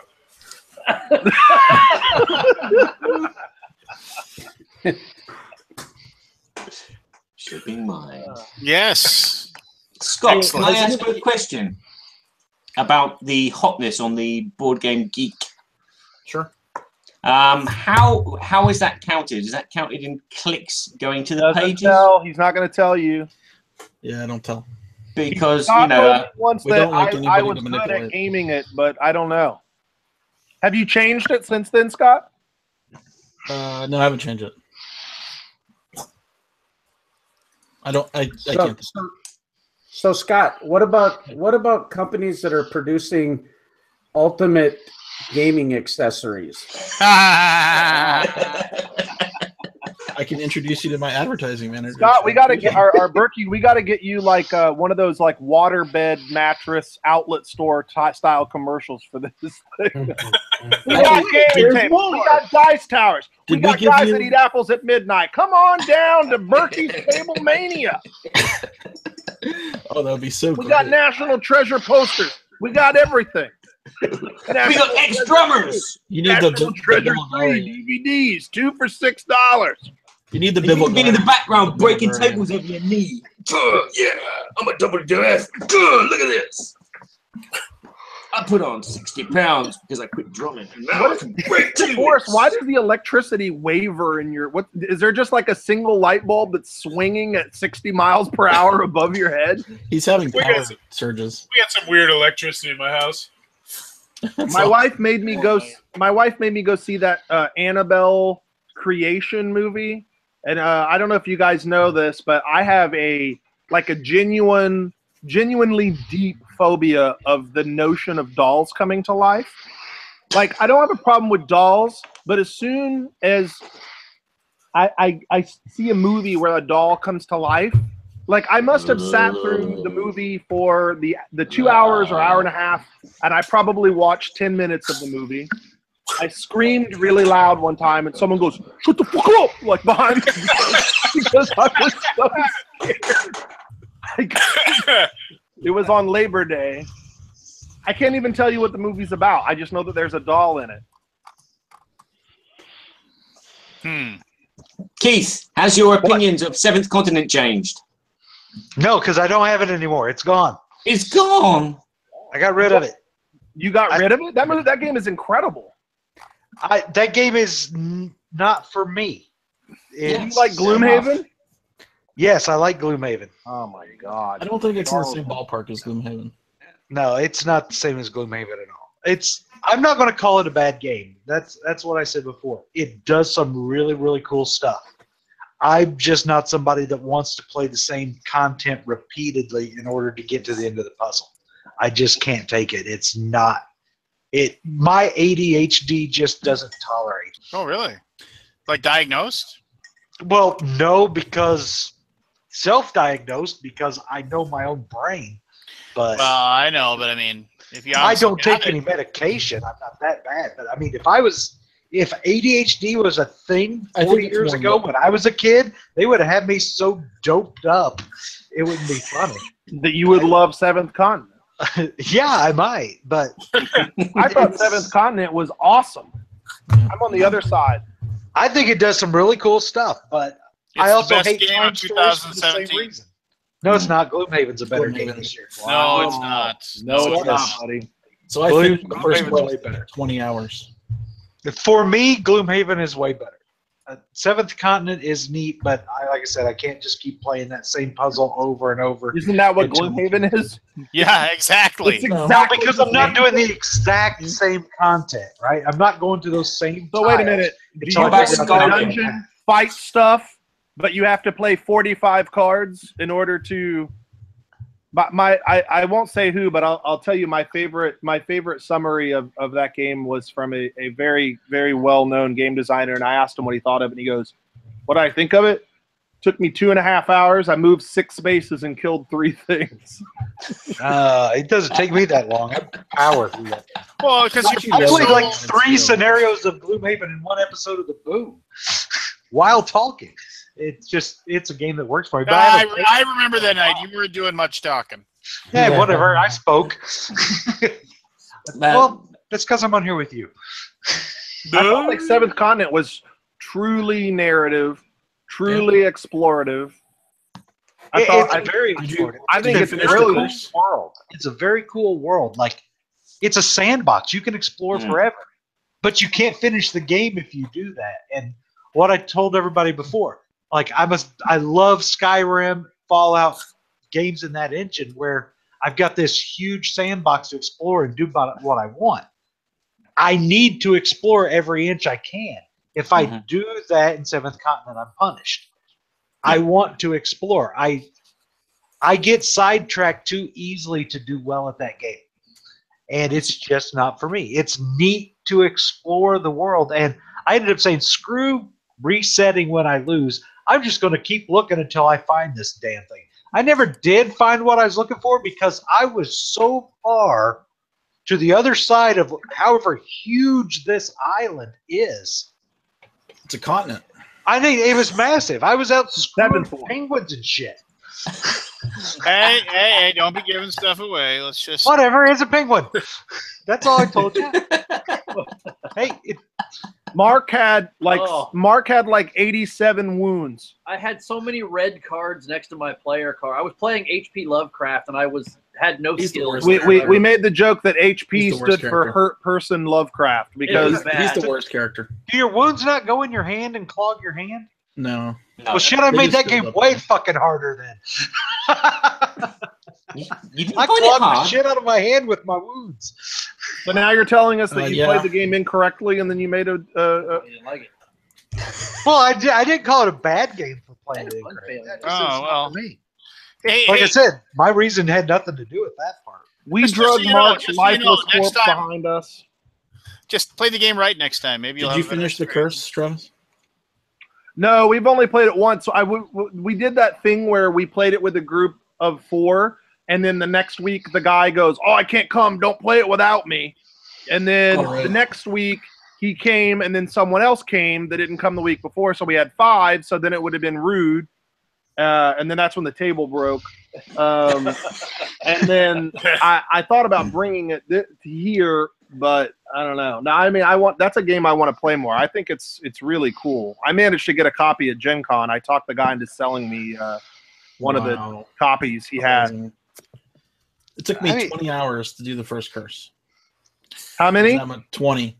I don't doubt it. I mean, 2 10-hour sessions. We were. I don't feel like we were that long. You should play better. And that's with an extra 10-hour session where I played a different curse and found some stuff related to the first curse that I took back to the knowledge for that game. But the game's an exploration game, and it's a survival game at the same time. So you are weighing up all the different possibilities and things that you can do, things you can't do. Yep. And each time you play, you might have the knowledge that this red plant here is going to make you an antidote. But the next time you play, you haven't got that knowledge. Apparently, the last expansion requires you to know the island or the continent completely. Like, you need to know where everything is. Mm. Yeah, I almost think to play it well, you need graph paper. So I mean, I think the Kickstarter came with a book.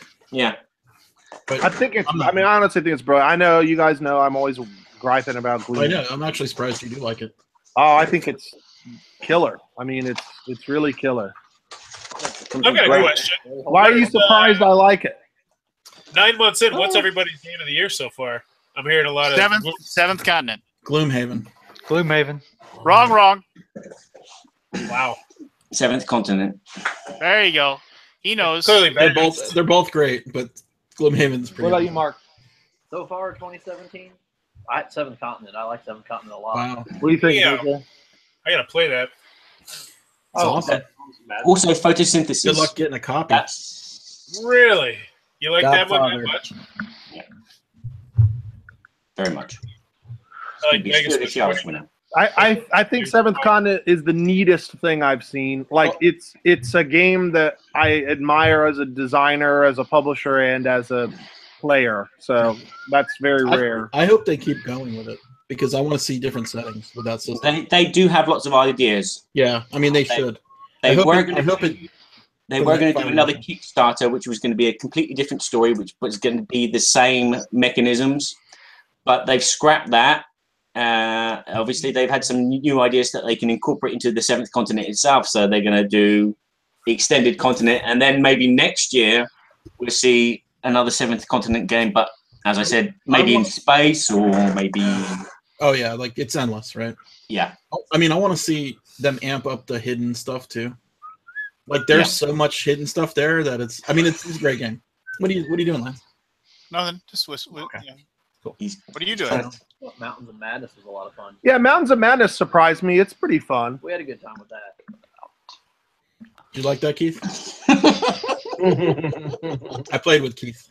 I'd like it So better what I'm running, than.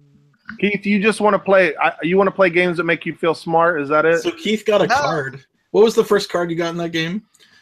Oh, I got the blank cards that I didn't know weren't supposed to be used. I just thought it was dumb. I'm like, oh great, I've got a curse that does nothing. This is stupid. I had the I'm like, well, how the hell am I supposed to know that? The curse I had that came out was that I wasn't allowed to talk while someone else was talking. You know how hard that is to be able to get a word in when trying to that game. the table with you. Oh yeah, you won't say anything. You're not playing that with Welcome to the Alaboom. Welcome to the Alaboom. Yeah. So my problem with that is I don't usually care for timed games like It's that. it's a party game more than anything. I agree. Yeah, I think mean, it's really. Yeah. It was also too damn easy for us. You probably were We playing got it lucky. like I you do think every we got other lucky. No, there were definitely some situations where we got super lucky. What do you guys think? We would just throw cards and they would work. Realistically, I mean, obviously, the price is like 14 plus, but do you think you play it with like a 9 or 10-year-old? Mountains of Madness. Yeah. Probably. Why is that what you're going to tell your next victim? No. I've been playing it all my time. I use my classroom.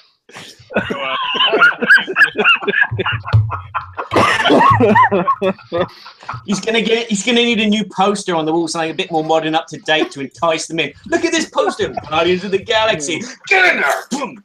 I liked Handful of Stars, Scott. I thought it was really good.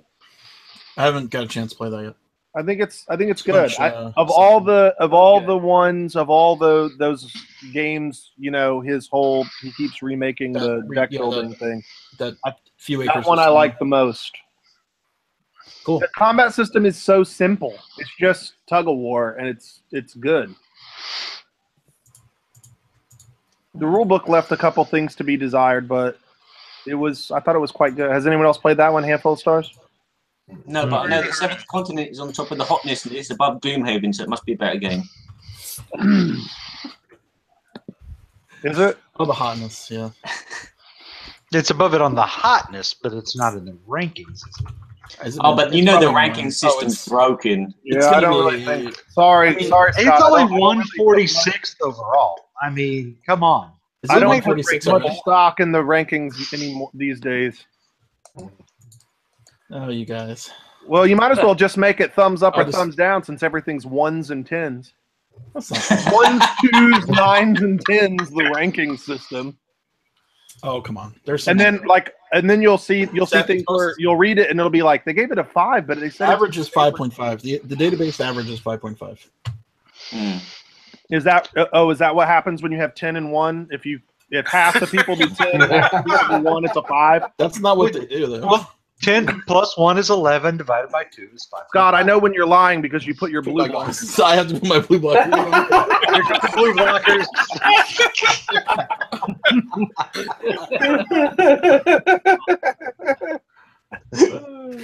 I have liked a lot of games, but I have been kind of poo-pooing a lot lately. It's a little bit.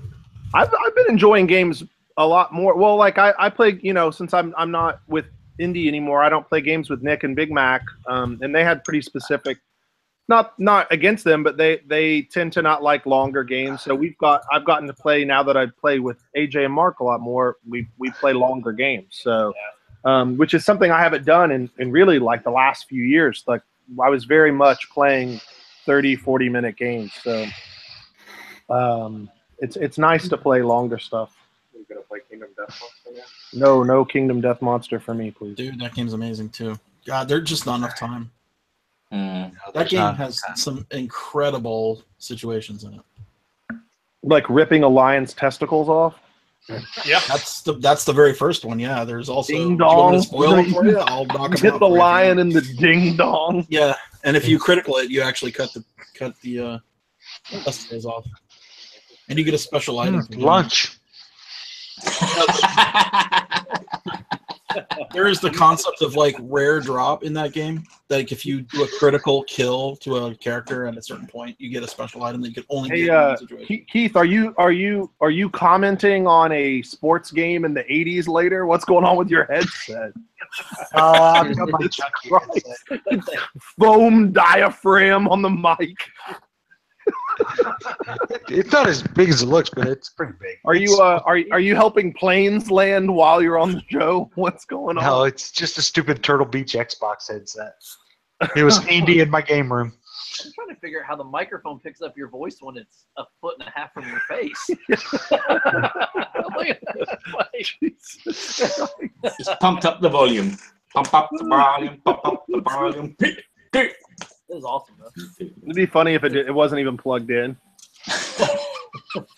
He just wore it as an accessory. It's detachable. This is why I don't come on the show, Lance. It brings out it brings out a terrible side of you. You and I can only exist when it's the two of us. If it's just the two of us, Lance and I get along so well. We have very meaningful conversations. The moment you put us in a public forum, we are two diametrically opposed forces out to ruin one another. Lance takes the high and mighty role, and I take the disgusting role. So, Lord Vader.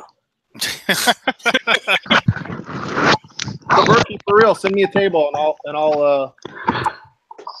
I'll promote you. I don't pay for things. Send it already. No, I don't pay.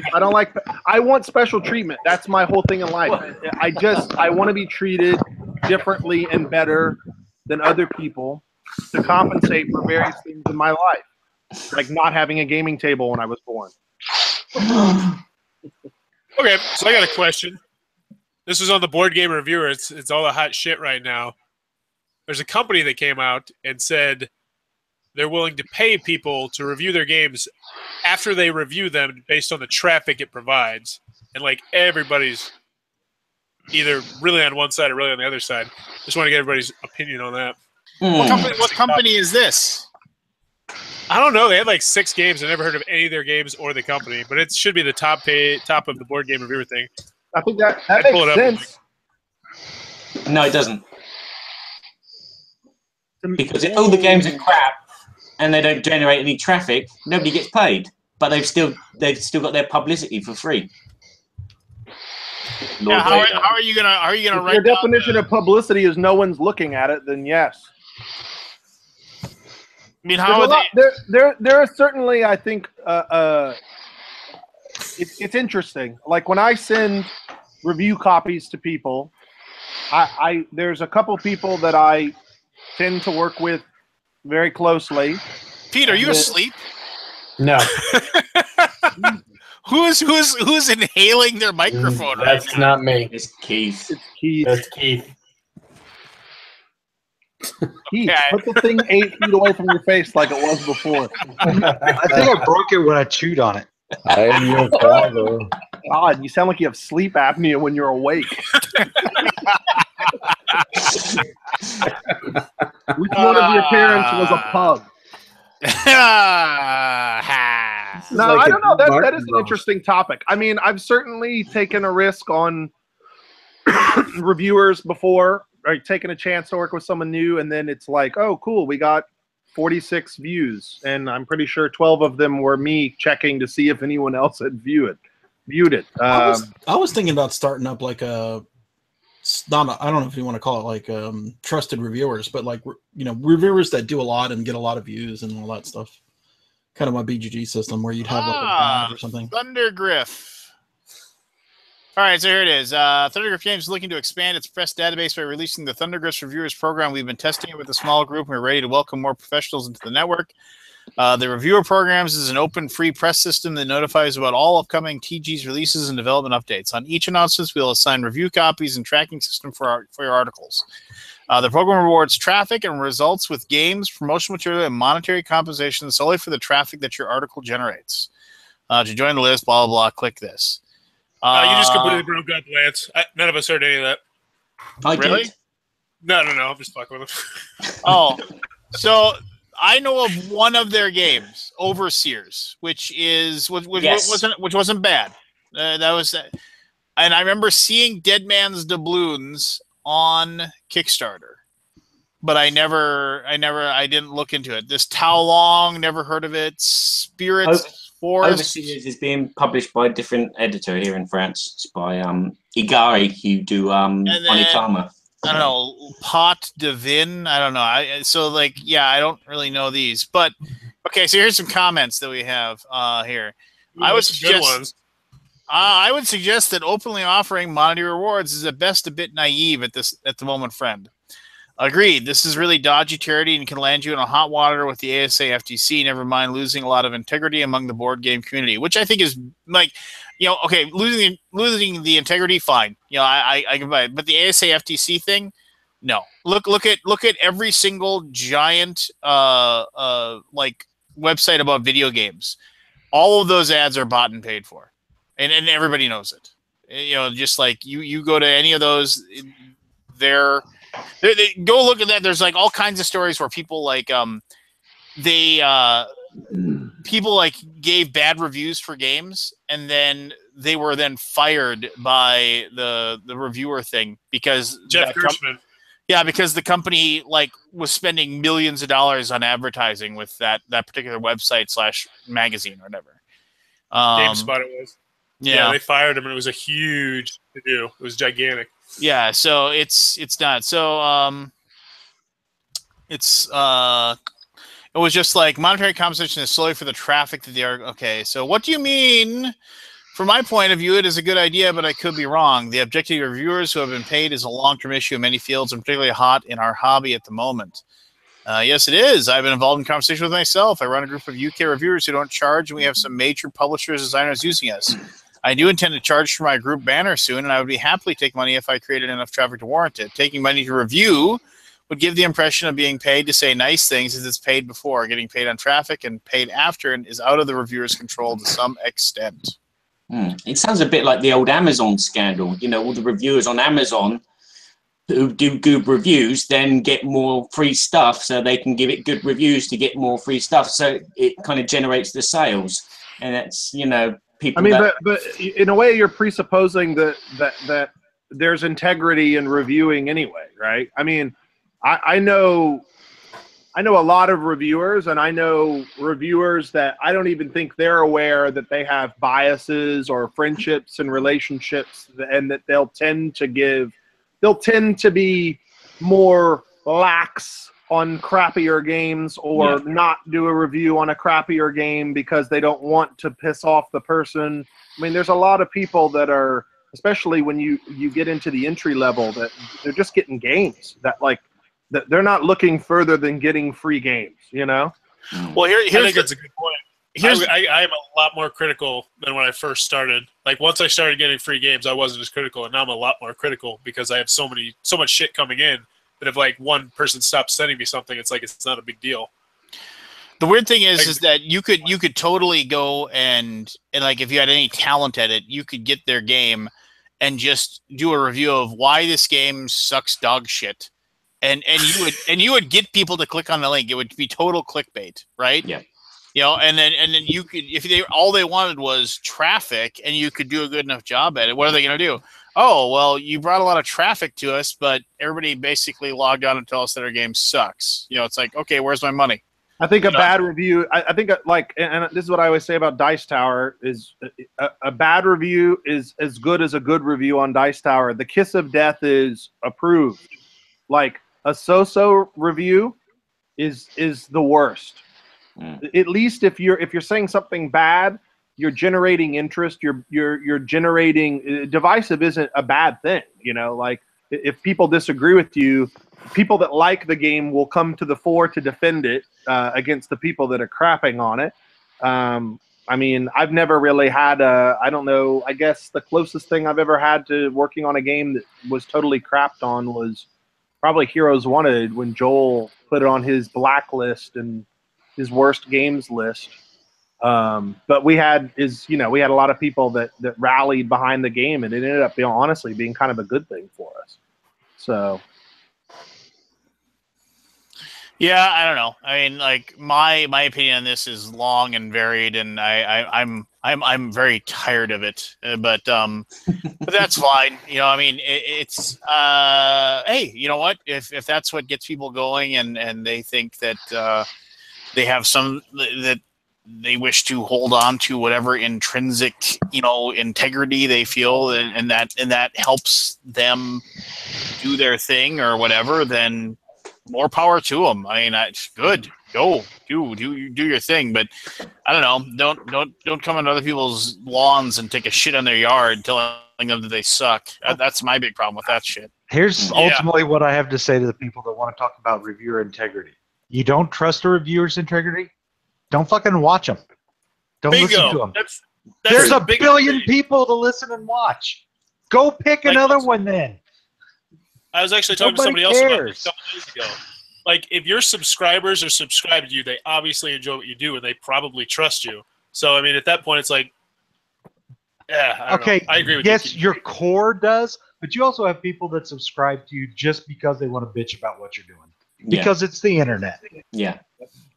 And with that, I'm going to bed. People love to hate. They love to hate. They do. And again, if I look at my traffic, only about 8% of my subscribers watch my videos. The other 92% are from outside. It's like, well, what are they subscribing to? They just subscribing so they can say they've subscribed to me, or are they subscribing because you're they a want sexual stuff? object. I mean, look talking about YouTube. You have those people that come in and subscribe to your channel because they want you to subscribe to their channel. Yes, as well. I think it's also a lot of people click on if they're not interested in the game. I mean, like, I post a lot of really obscure shit, and like most people don't want to watch it. Like, I did a review of a game called Shirt Tales from like the 1982 about an animated show, and nobody I remember watched Shirt Tales with Digger. Oh, it's a great game too. The game is fucking genius. Restoration needs to get on that, reprint that thing. I'm not sure if serious. No, it's a great game. I was blown away by it. Shirt Tales. It's a great children's game. Shirt Tales. At the end of the day, I trust my opinion. I trust my own opinion. The thing is, there's some people that they're only buying like one game a year now. Like, there's so many people. Who? They're buying 1 to 2 games. Who? They're the people who don't go on Board Game Geek and don't watch videos. Find me that person.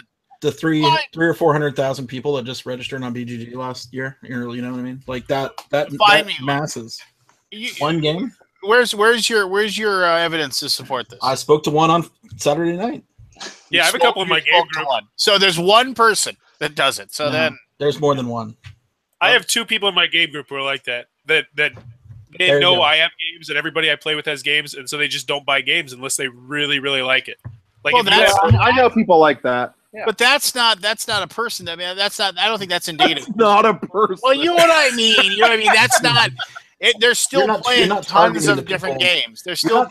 You're not targeting the people who buy everything. I think your perception, Lance, is we've had this argument before where you're under the impression that every person that's playing games is in the same league as you. I'm not. You go to PAX, you will meet 5,000-6,000 people that Trouble is the most advanced game they've ever played. Yeah.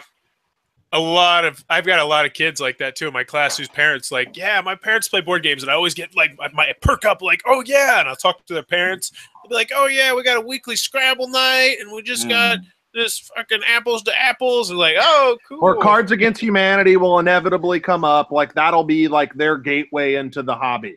They got me in the hobby. Same here. We have in our village. I set up a weekly gaming night, and the people that come along because they're curious I go, oh yeah, we used to play Scrabble, and it's like, well, where do we sit? How does this work? Where do we go? It's Wait, like, you live in a village? Can we go back? You live in a village? I live in a village. Most of Europe is villages. Oh no shit. Yeah, No. It's Oh, not no mostly shit. Europe. there is, Yeah. man. There's a lot of villages. Let me tell you about my village. My village, I think, has only like 5,000 people. It's a very small village in the middle of nowhere. Population. Are we doing an Essen meetup, by the way? Alaboom Essen meetup? Is that going down? We could do without the man. Yes, I will not be there, but Are you from the Midlands, Barry? No, Where are you from? I'm from the south. I'm from the south of Hampton. You may have heard of a boat called the Titanic.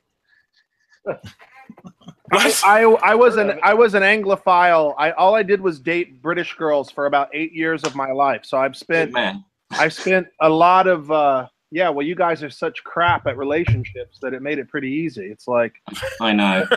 no emotion, no hugging, no reciprocation of love. Then I meet a sappy American that says every word out of their mouth is "that's awesome." Yeah, that's what I did with the French girls. There you go. did? That's why I'm in France. So no, but I spent a lot of time in Eastbourne and Brighton and Leicester. I'm a bit worried that you didn't pick up a bloke while you were in Brighton instead of a girl. I quite liked Brighton, actually. I think Brighton was the nicest place I went to in England.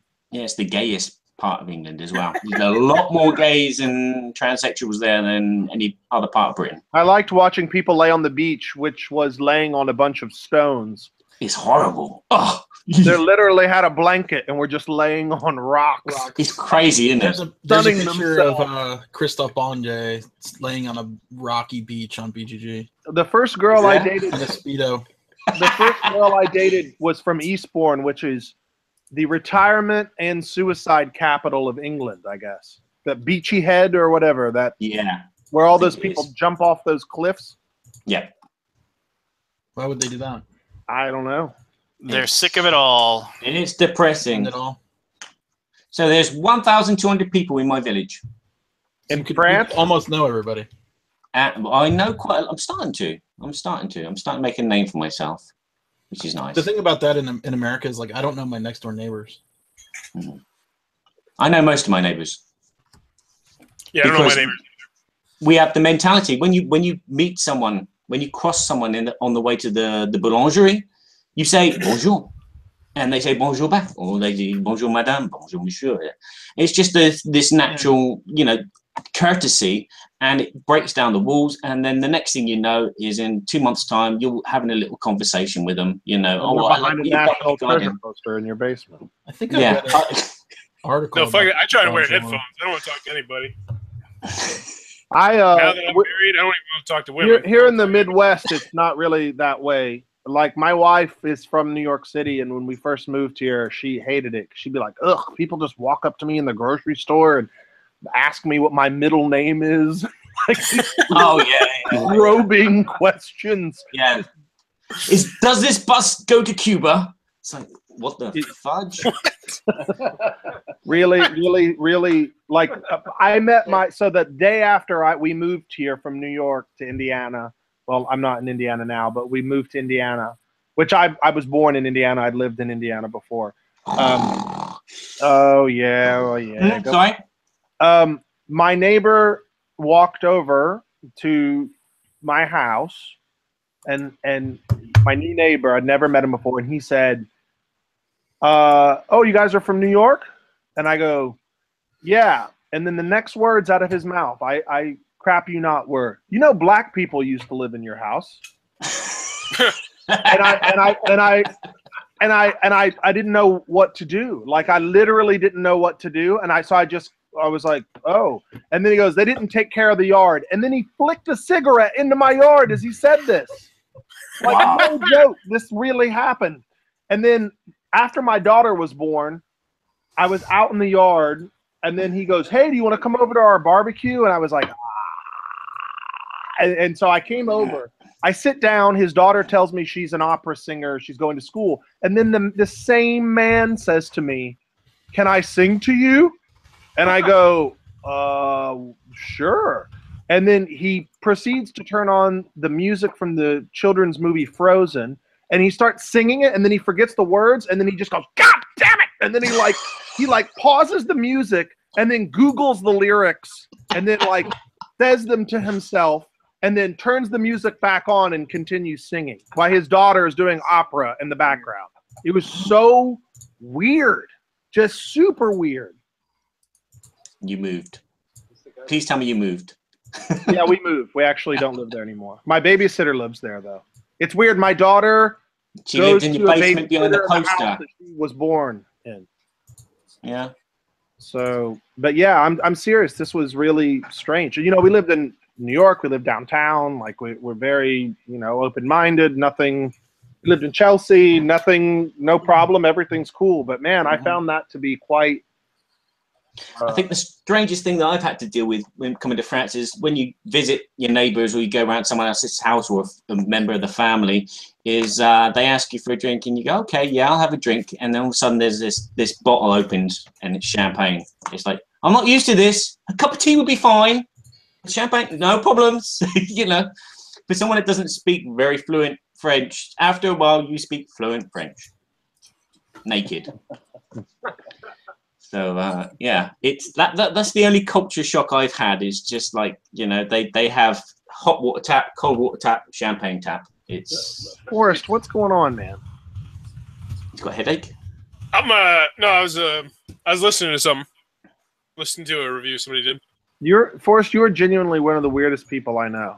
And that I'm strange and you perplex me. Let's have a vote. Who's the strangest person? Well, I worry about him. I'm afraid he's going to get walk into traffic or eat something sharp. But then you talk to him and he's smart, but he comes across as this Jerry Lewis type. I thought you I look, he's licking a 9-volt battery while he's talking to someone. This hurts. I'm like, what are you for? What's going on, man? Hey, everybody, this is Forrest here. We're doing our annual Jelly Bean Drive, Fort Wayne, Indiana, 2017. Help us be able to get the exact weight of a man that used to live in my house, 237 pounds of jelly beans. Only Juicy Pear from Jelly Belly, our proud sponsor. That was my Forrest impersonation. What do you think? Sounded more like Berkey. Hey. You are Forrest is a proud member of the TMG network, so you leave him alone. Woo! No. I was actually curious. I was listening to somebody's review because one of the shittiest games I played from Gen Con, I gave it just a terrible review, is Outpost Siberia from IDW, which I was really excited about. And the designer, John Gilmore, he reached out to me and told me that there was a major rule that was not in the rule booklet.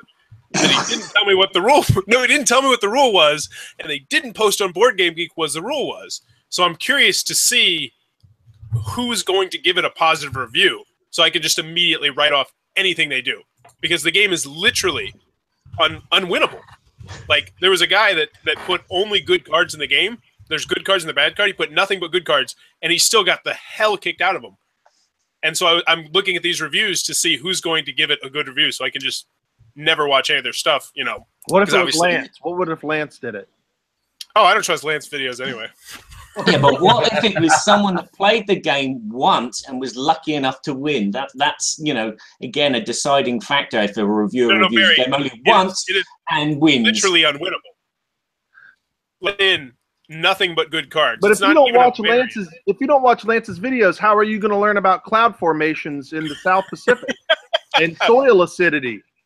I watch Lance's videos because he only has a mayor of Kickstarter Fargo. before me. I watch Lance's videos when I want to see how to play the game. And you regret inviting Travis on now, Lance? I watch Lance. I just like how he doesn't have any it's a constant. It's just like it's like a kid who walks up to a piano and just picks a key Ding, ding, ding, ding, ding, ding. Listen, Ding. Pay Lance, attention to me. I've got a I question need for you, Travis. attention. Travis, since and Pete too, I guess both of you. If you had a major rule that was not in the rule booklet, correct me if I'm wrong, but you would immediately fucking put that out, right? Yeah. FAQ and Board Game Geek would be Yeah, first thing done. Because I totally was like, I mean, Well, how I want does that them, but I happen? don't believe them. how does that? How do you forget? That's like check out the new Nissan Alta. Oh shit! There's no steering wheel in this car. There's no friggin' steering. We forgot the steering wheel in all of the cars. I think that rapid release of games where you have to hit a deadline is forcing errors. Yeah, It just happens. I agree with that. Hey, what are you guys talking about? How do errors get into games where a whole rule goes missing out of a rulebook? Oh, was that game? Any game in particular? Yes. Outpost Siberia. It is literally unwinnable, even if you put in nothing but positive cards, because there's positive cards and negative cards. It's literally unwinnable in its current form. Outpost Siberia. Huh. It is literally unwinnable, even if you Wait, put in. You're watching the what's stream. going on with the echo? So, Sorry, I had the The YouTube YouTube. channel on in the background. Hello, everybody. hey man, Evening. you see Queen launch a game called Pioneers today? No. Queen always just like, yeah, here's a game, by the way. But weren't you guys talking about a Pioneers game? Pioneer Days is launching at Essen. Yeah. It's too bad. They just launched a game called Pioneers. I thought I remembered you guys saying Pioneer Days at some point. Yeah. Is that Kickstarter or is that a release game? It's Kickstarter. Yeah, we were saying Lance is a pioneer of board game reviewers. Oh, That's jeez. what it was. Ding, ding, ding, ding. Lance is That like, one's so, actually kind of true, though. Lance, what did you That's think where of he was able to Gloomhaven? quit his job because of reviewing? Yeah, thank you. Yes. No, it doesn't change. It doesn't change. Lance, you should do a review for Gloomhaven and just give 65 facts about lead poisoning.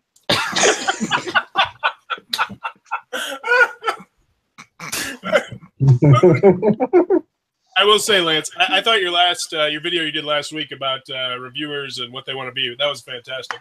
Yeah, I agree. What was the TLDR on that?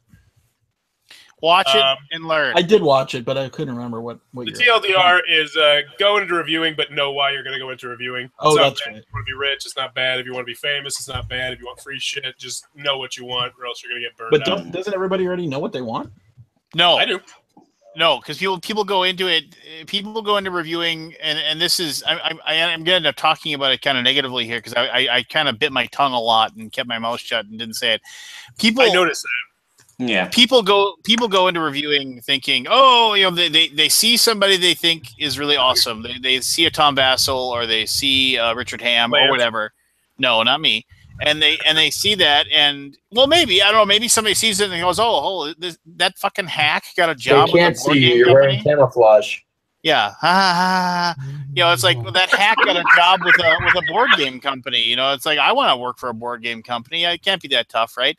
So no, they get into it and they think it's going to be just how tough is it going to be? You just set it up and do a little video, and they don't realize that it's fucking work, and it isn't even that. After a while, once you learn how to do it, I mean, and I'm pretty sure Forrest can back me up here, that like the first time you do a video, it's like really tough, and then the second time it's still tough, but then after you get about 20 under your belt, you've kind of found your groove, and you've kind of figured things out, and you start learning like how to edit better, and you start learning how to do this, that, or that, the other thing better, and eventually you just get it right, and you have a process that works for you, and yes, it still takes time, but you're able to do it. But getting to that point is difficult, and people don't realize that getting to that point it is difficult. And so, but they see it and they think it's going to be easy, and so maybe they put the time and the effort into it. But what happens with all of these people is that they sit there and they have this measuring stick of, well, I've done 25 videos. I should be getting lots of free games right now, or I should have 1,000 subscribers, or I should have, and they don't get it. and But what you're Forrest- complaining about has nothing to do. It has more to do with contemporary culture than it does to do with. But I don't give a shit about contemporary culture. I was talking about it in the frame of your headband. I was talking more of in the spectrum of the fact that like I had to basically just leave that board game reviewers group because I was so tired of seeing people. Every post is either, oh, I got this game coming out. Does anybody want a game? And then it's all these like seagulls start yelling, mine, and they try to, and because they want it, and then you see, and they either don't put the time in to actually get a review done, or they half-ass it, and then these same people, like, you'll find them posting on Facebook or social media or tweeting, nobody seems to care what I think. I guess I'm just gonna give it up. It's like, what did you expect? I mean, it's just like you can't just dive in and after 2 months expect to hit wherever. You got to do it for years. This is true of development, of game design, of publishing. It's an epidemic. It's a cultural epidemic. Unless you are a superb personality, or doing something no one's thought of yet, or are already famous to begin with. Yeah, like those three things they're your accelerator. Yeah, other than that, it's a slow slog. I mean, that's where I am. It's a slow slog, and I think, you just got to not give a shit. Yep. I mean, people don't realize Dice Tower has been doing it for like 15 years. Mm-hmm. Exactly. You can't just do that overnight. But that's the thing. You can't even do that in 1 year. You can't do that in 5 years. That's the thing. Right? I've literally had people tell me I don't deserve to make money because what I do is fun. Literally had someone say that. And here's the other thing is that with that drives me crazy is that people don't realize that, like, when you decide to sign on and okay, I'm going to start reviewing games and I'm going to get a review done a week, or I'm going to get like a review done a month or whatever, it's fucking time away from like your family, your friends, like all kinds of stuff. You work a standard 8-9 hour job, and then you like have to take care of like your stuff with your family. I mean, if you're married and have kids or whatever, maybe you don't. Maybe you're a single dude or a single lady, and you can just do whatever you want. But your time not working is like your family time. And when you decide I'm going to spend the next 4 hours sequestered into a room, putting together a video and then editing it and then uploading it. And then of course, if I'm going to treat it like a job, that means I got to start like, I got to broadcast it out. I got to get social media. I got to get on all these different like places where I can like try to promote myself. It's a full-time, and you're not getting any money for that. You're not getting any compensation for that. You're doing it because you want to. And the thing is that when you take that time away from your time with your significant other or your family, I mean, it's a degradation of that life, of that part of your life. And I would say it's a blessing because it's got me out of tiling the bathroom, and I left that to my wife.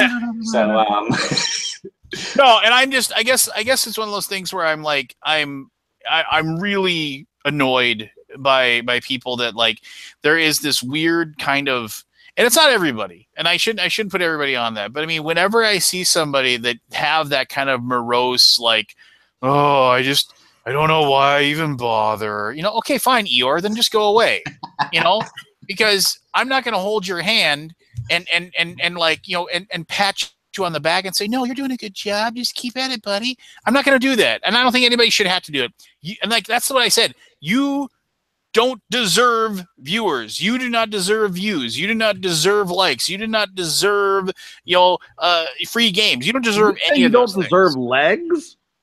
Likes. Oh. You don't deserve comments. You don't deserve any of that. So I thought you just wish paralysis onto someone. You're making something. It isn't a job. You weren't hired by somebody to make that review. You are choosing to do it yourself. You're choosing to have a blog yourself. You are putting that time in. So, expect nothing. And so when you get something, you can be happy. I think that's what drives me crazy about it. The moral of your story is expect nothing and work hard, and maybe you'll get something. Bingo! We have a winner. Yeah, but that work ethic is very much diminished in contemporary culture. I mean, I see this with even when I was a musician. Like, part of why I stopped being a musician was because I saw this. Like, so you used to book a tour, right? and you'd call someone up on a landline that you'd never met, and you'd literally write down, this is pre-internet, you'd write down where you were going. And then you would literally drive thousands of miles to a place where you were hoping there would be a show taken care of. And then I started seeing this happen when I got older. Yeah, we're going on tour this weekend. I was like, wait, oh, you guys are leaving on the weekend? No, we're just going on tour for 2 days in our town. And I'm like, no, that's not a tour. Like, you're just playing local shows? Well, yeah, but we're doing like 2 in a row, so it's a tour, right? And I'm like, wait, what? Like, you know, you'd have to go out and promoting your band was like really pounding the pavement. It was hard. Like, if people knew about you, you were doing something special. Then it was just this mediocre people with, you know, Wi-Fi that are spewing crap online, and it just got to be to the point where it made me sick. Like, it was something that I was quite good at, and I was watching all these hacks come in, and the standard lowered, and it disgusted me, and it honestly made me not want to do it anymore. It made me not want to be a career musician anymore. I had the same problem when I did content for Magic. I did videos for Magic. I did like play videos, and you know, I'd spend like 16 hours making a video, and someone would watch 5 seconds of it and bitch. And I'm like, if you just would have watched another 5 seconds, your question would have been answered, but you're so impatient. It's contemporary culture, right? I mean, it's now. How do I get to the top the fastest with the least amount of work?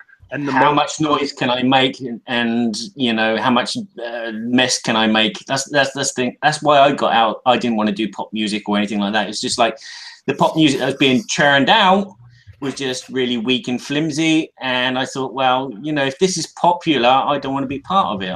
I'd rather just play music and enjoy the music that I'm playing, and you know, enjoy your job, enjoy your life.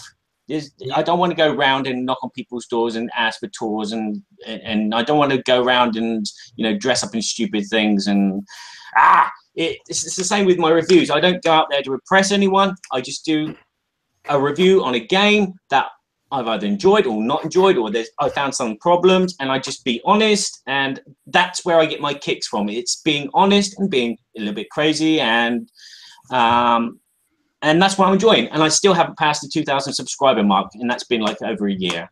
It's just like teetering. But I don't care about subscribers anymore because, as I said, most of the people that watch my videos are not subscribers. So why bother having a subscribe system? The subscribe button on YouTube is the easiest thing in the world to hit. It literally, I think it means almost nothing. Yeah, exactly. Yeah, it plays into the algorithms, whether or not your video gets promoted a little bit more. I've done a good deal of research into it. I mean, because it does, because, yeah. It's not huge, but yeah, it matters slightly on whether or not you get placed. Well, I'm going to let you guys watch AJ put a sheet on an air mattress. Just keep talking. You already did. So, Travis, you have a point about the immediate gratification everyone seems to want, but you're forgetting a very important point, which is nowadays everyone is better than content creators at creating content. Don't forget. It's very important. You can see it all over the internet. I mean, say that again. All jokes aside, Lance, I do like your videos. There's a reason why I chose you to be one of the guys who did videos for us, you know? No, I didn't take any offense, Travis. No. But no, I mean, to kind of circle back and to stop hitting the piano key and making you want to kill yourself. I like that what you did was different, and I did feel like there was honesty in your reviews, and that meant something to me as a person who was making games, right? You were one of the few people who was doing Kickstarter stuff back then when there were a lot of people poo-pooing on it or turning their nose up on it or whatever, or turning up their nose. I mean, Forrest, I like Forrest's videos, but I worry about him sometimes. No, seriously, because the fact that you say, here's the cons, unfortunately, that's all some people will hear. There are some people that want you to convince them out of spending money, right? And you saying, here's the cons. Hey, the con is if I had 75 kids, we'd have a lot more fun with this game. You know, like they'll go, oh, well, I don't have 75 kids. This game must suck shit. I'm not going to play this thing. Like, and then click, they turn the video off. You know, like it's It's But sometime a con could be this game has take that in it, and not a lot of gamers like take that. So it's not really. It's a con for people like us, but for some people it's like, well, I like take that game, so it's not really a con. Part of why we work with Man versus Meeples, because Man versus Meeples format doesn't really allow for that, right? Like it's more informational. If they happen to like the game, they mention that. But if I like that their format. It's different and it's helpful from a Kickstarter perspective because they're just providing information about the project. Now I've got a question. For Seth and Travis, I think it'd be because I've done both. I've done some of your games on Kickstarter. I mean, the games that you published, Travis, but actually some of your games, Seth. How does because I know not too many people do cons on Kickstarter games. Like, what do you think about that in general? Because I mean, I talk shit about the stuff. I mean, when I talk cons, but I don't know, because I've had a lot of people that I've done Kickstarter videos for ask me to take it down or be like, why did I pay you for this if you're going to trash on this game? And yeah, I think it's an interesting avenue. I mean, either way, I'm not going to change what I do, but I think it's just, I'm curious. I don't dislike that you do that. It's helpful. It's like I said, it's just if for some reason something didn't click, I would be worried that it could be taken in the wrong context and it could damage the chances of the game. Yeah. It's like what I've just done for Potato Pirates. Well, I feel like every review is going to have cons, and sometimes I wince a little bit when the cons that a reviewer does are just kind of like trivial or whatever. But everyone's going to have their opinions. Everyone's has cons, and so I kind of expect them. I don't expect a preview, a Kickstarter preview, or any review to not have cons because that's what people do. The ones that really make me wince are the ones where it's like this minor thing, and the reviewer will often say, "Oh, it's this minor thing. If I had to pick something, there's not really anything wrong. If I had to pick something, there's just one little thing," and then they'll go on for 10 minutes about how awful this one little thing is, but only maybe kind of sort of for some people, and then at the end they'll be like, "Well, but it wasn't that big a deal." But you just spent 10 minutes complaining about it, so I've seen reviewers who will say I didn't like this, I didn't like this, I didn't like this, I didn't like this, but it was a good game. And it's like that's what I said. That's what I do. Yeah, but I mean, it's one of those things where it's like, well, if all those things you didn't like, then how is it a good game? I guess I don't know. It's the experience, though. I think that's the hardest part about being a board game reviewer is to convey the experience that you have while you're playing this inanimate object when you're doing all these weird things. It's not actually the game. The game is like the center, the provider of the entertainment, and it's the people around the table that make the experience. And sometimes you can play a really crap game like Uno, but really enjoy it. Yeah, I don't know. I mean, I've been very fortunate in that I feel like I think I've worked on to date 19 published games, and I think I've had maybe 3 negative reviews. And I'm not saying that in like a braggy way. I'm saying it in a way like I've been very lucky. Like Tom did a review on Aeon's End, and it was the weirdest review. He led with how much he hated the graphic design and how much he thought it could have been amazing, and he led with that. Then he went in and he explained the game. Then he talked again about how much he hated the graphic design, and then he closed with how good it was and then gave it a seal of excellence. And it was one of the weirdest reviews. And quite frankly, I think it hurt the game. It hurt the game. And then we changed the graphic design, and the game did twice as well the next time around. And I don't begrudge him for that. I talked to him about it. I was like, well, I just found it strange. He's, I thought the game was awesome. It was really good. I'm like, I would have never known that from your review. You literally spent 15 minutes complaining about the graphic design. So, Well, on the upside, at least he ended with a positive note, although it didn't seem to matter in this case as much. But yeah, that's exactly what I'm talking about. It's just, okay, so he commented on the graphic design, and then that could have been it. But instead, apparently, he went on for minutes and minutes. Yeah, I mean, but unfortunately, a lot of viewers, listeners, fans don't have the discipline to make it past something like that, right? Like I said, I genuinely think in a market where that is this crowded, people subconsciously want to be talked out of buying things. Right. Some people do that. Some people listen to a video and just like look for any reason, an excuse to not have to look at this one anymore. Forrest is destroying families and businesses all over the world. He's being And honest. other people might watch a video and not watch all the way to the end. So they watch, if you take your example, maybe they watch 10 minutes of Tom ragging on the graphic design and just turn it off, and they don't hear that at the end. Oh, and That's I like what this. I mean. That's what I mean. You know, they'll No, watch the video. Forrest, I don't have a problem with you framing it. I wish you did it a little less off the cuff. If you did it a little less off the cuff, no, I'm serious. I would want to work with you more, but you're a little Wild West for me. I worry. I do. And let's be honest, you guys are playing a lot of games. The margin for error is there. You know, like you were saying, there's a game that doesn't even have a friggin' rule in it. And the expectation is that the publisher hands something off. If something is missed, then, you know, it's on them.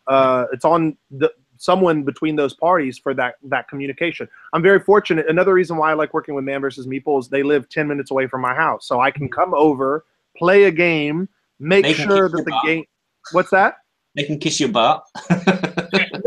No, trust me. I've known Jeremy for about 20 years. He's not kissing my butt. It's the other way around. You can kiss their butt. So no. I go over and I make sure that the game's being played well, correctly. And not that they're playing games incorrectly. I do it because I want to have that level of control, right? Yeah. I mean, it's like a tabletop. They literally fly you out to make sure that you're playing the game. I know that there's been problems in the past with rules, but the last season they flew out people to make sure, the creators, to make sure that games were being played correctly. People had to pay their own way, though. It seems excessive. What'd you say, Scott? I'm pretty sure the publisher had to pay their own way. Pay their own way? They were invited to be there on the filming, but they had to get. Oh, okay. I don't know. I wasn't one of the people, so I can't speak to that. But regardless, they of course you're gonna take, even if you're paying out of pocket, you want to make sure that's a big chance for exposure to make sure that things aren't getting mucked up. And I don't begrudge the review. There's just so many games. I mean, I can't even imagine how you guys go about picking what you want to do, how you want to do it, when you want to do it. You know, I've had the bigger reviewers be mad and be like, well, you didn't give me a chance to do it. Blah, blah, blah. I got to do the video first. And I'm like, well, sorry. Like, do you want to know how I do it? I go out into the shop and I buy it. And then I bring it home, I play it. And if it gets played a lot and I think I'm competent enough to do a review of it, then I do a review of it. Well, I mean, are you in the same situation as some of the, I don't know, big name reviewers that have huge audiences that command like, more, I don't know, they can be more demanding, right? They can say, oh, you know, I have 10 million subscribers or whatever that listen to me and I can make or break your launch. You should send me your game or whatever. Mm-hmm. Like, is that you or is that not you, right? Like it's a different situation. It's kind of almost I don't think any reviewer actually does that, though. I mean, they don't try to hold a publisher hostage, so to speak. I don't know about holding a publisher hostage, but I think I have heard about reviewers, and I don't know which reviewers where I even heard this. It just kind of sounds familiar to me. Being upset if they don't get first dibs or first, you know, being able to put the, you know, because part of being a reviewer is staying relevant and getting your views is being the first one to review or among the first to review a new title, a new hot title. They should do what Jeremy did. He used to contact companies and pay for the game and for the shipping by air for like to get like the very first game like off the presses in China. Yeah, Salinas. He used to do that. He used to pay for the game plus shipping to have it like next day aired out to him when he was doing the old Drakenstrike videos. I saw that on your video. I'm actually thinking about doing that. I'm actually considering doing that for a game or two. Yeah, I mean, like, you know, he was like, I'll buy the game and I'll pay for the shipping. Well, how can I make this happen? Doesn't Tim Norris do negatives also now? Yeah, Tim does. Yeah, he does the gameplays now. He's going away from reviewing. It's more like a gameplay and an impression sort of thing. He's kind of mixing up. They don't play stuff they don't like though. Who? What are you talking about? Tim. Gray Elephant Gaming. Oh, I mean, I think I would appreciate Forrest is if like you almost this is obviously requires more editing. If you did bullets of the negative and then you had bullets of the positive side by side, so a person could see. I think that balances it a little more, because when you speak, there is almost this psychological impact of if you say it first or last, and that plays to different personalities. I think showing the list of bullets, and I think it might even be helpful for you, so you can see and be like, God damn, I got like 19 bad things to say about this game, and the only thing I like about it is it has owls in it. You know, I used to have a list made out in front of me, and I found that I was just too stiff. Like, it wasn't natural. I'm not asking you to have a list out in front of you. I'm asking you to literally edit the video so it's on the screen. Oh shit!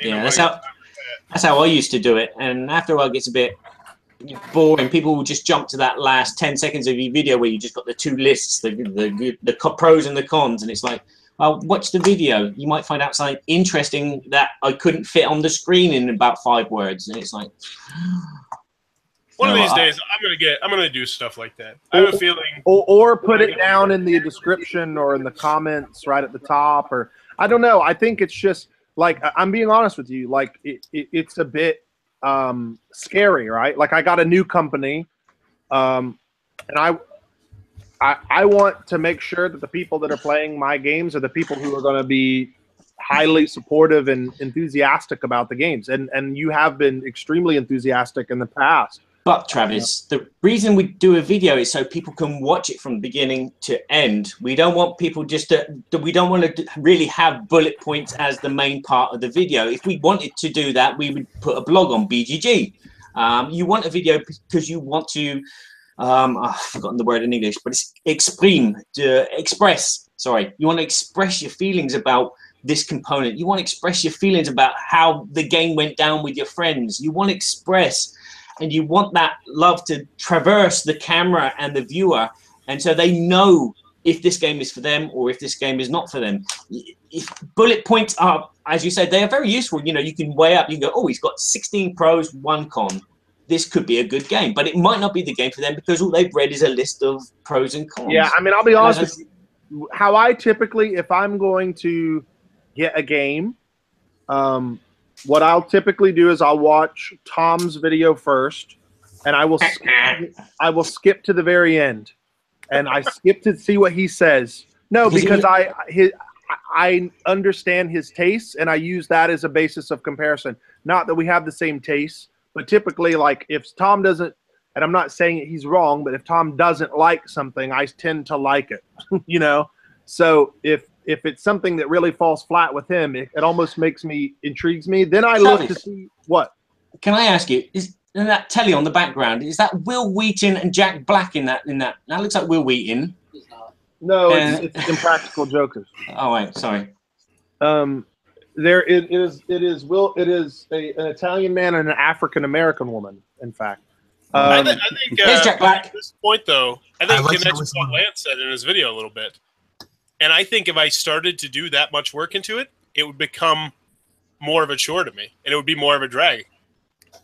And I'm just connecting that with something that Lance said. Like if I was putting that extra hour or 2 hours into each video, I think it would start to become more of a tedious task for me. I understand, but this is how I understand what you're saying. This is how I put a roof over my family's head, and these two guys in this room's livelihood are tied to the success of our company. So I have people that I have to answer to and that I'm responsible for, and I'm not begrudging you. I think that you provide a great service for guys that are starting off, and I think you provide a great service for Kickstarter stuff. I'm saying.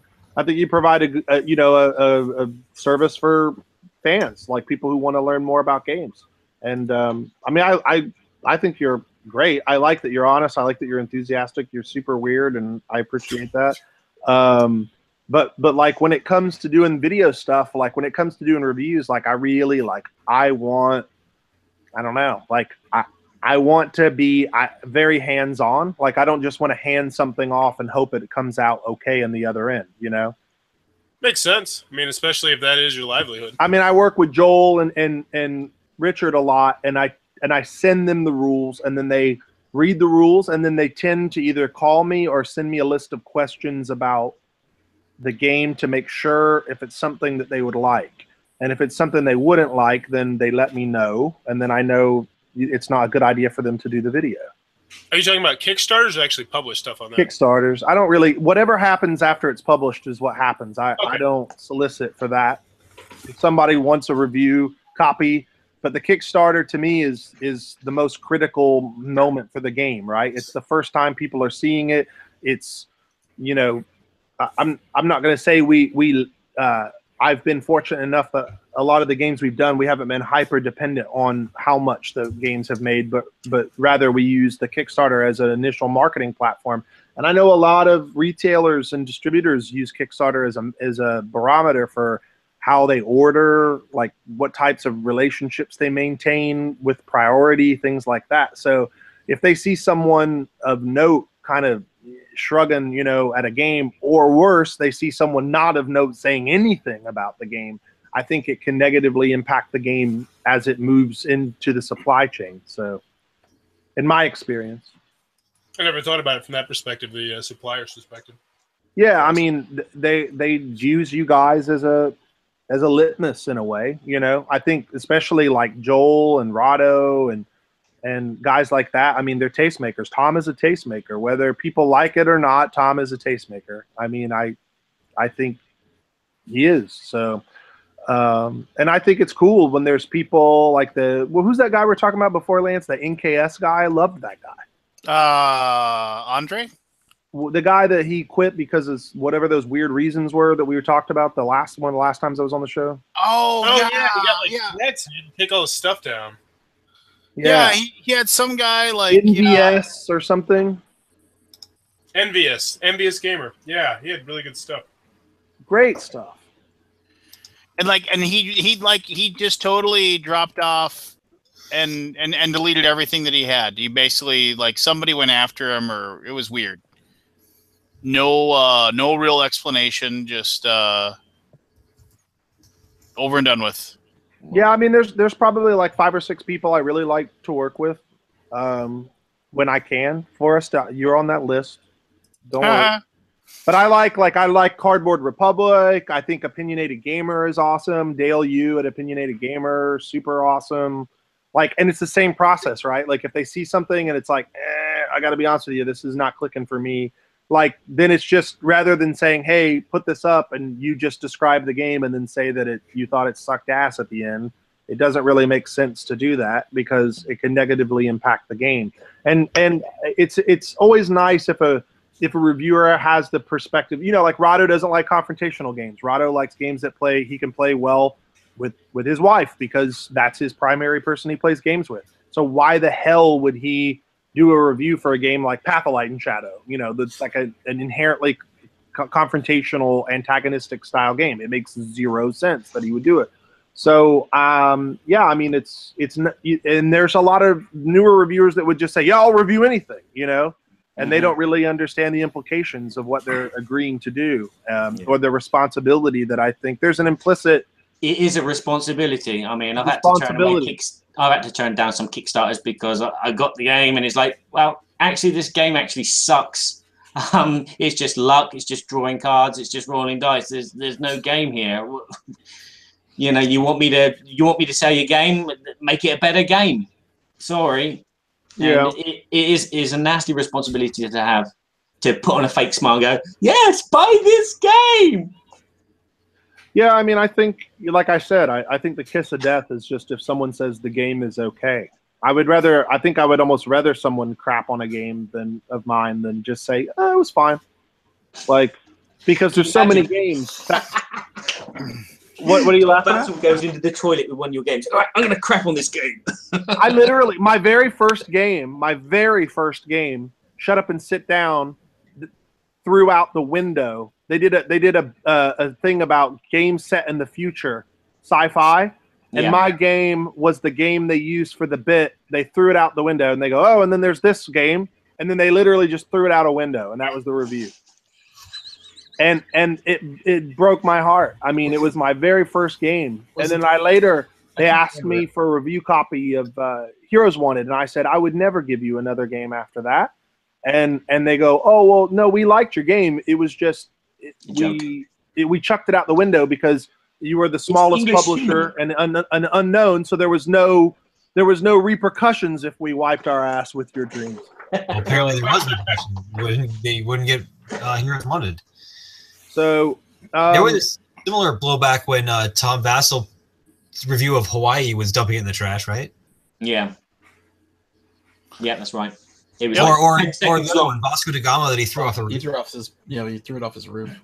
Have you seen Edward's video for Vasco da Gama? No. So he basically talked to Tom before he did it, and he spliced his video with Tom's video. So Tom throws it off the roof, and Edward catches it.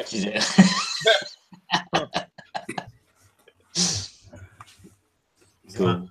It's cute. I mean, I liked Vasco da Gama. Hey, when I reviewed whatchamadick his game, like nothing personal, I threw it off the my roof. That was the first review of yours I watched. You didn't like it? That was the very No, I did a preview like as a joke. Like I was talking to him on the phone, and I was telling him, yeah, fine, I know it's your only prototype. I'll take care of it. No big deal. Yeah, okay. And then I get him off the phone, and I laughed, and then we played the Benny Hill music, and my daughter, who was like 4 at the time, we spent a minute trying to destroy the game, but it wouldn't be destroyed. Like my 4-year-old daughter takes it and throws it in the trash, and she actually walks the trash can all the way down to the end of the driveway, and she comes back into the house, and the game's sitting on the stairs. And she's like, how could it possibly be here? I climb up on top of the roof, and I throw it off the roof. But then when I climb back down off the roof, it's like sitting on the kitchen table. And then we both take it outside, and we pretend to smash it with sledgehammers. But the sledgehammer keeps bouncing off of it. It won't break. And then it comes back to me, and I say, fine, Tom, I'll review your game. Like the whole idea was I tried to destroy it, but I couldn't, And Joel shot it with a shotgun. Yeah, he did. You shot a game with a shotgun? He shot nothing personal with a shotgun at the end of his review.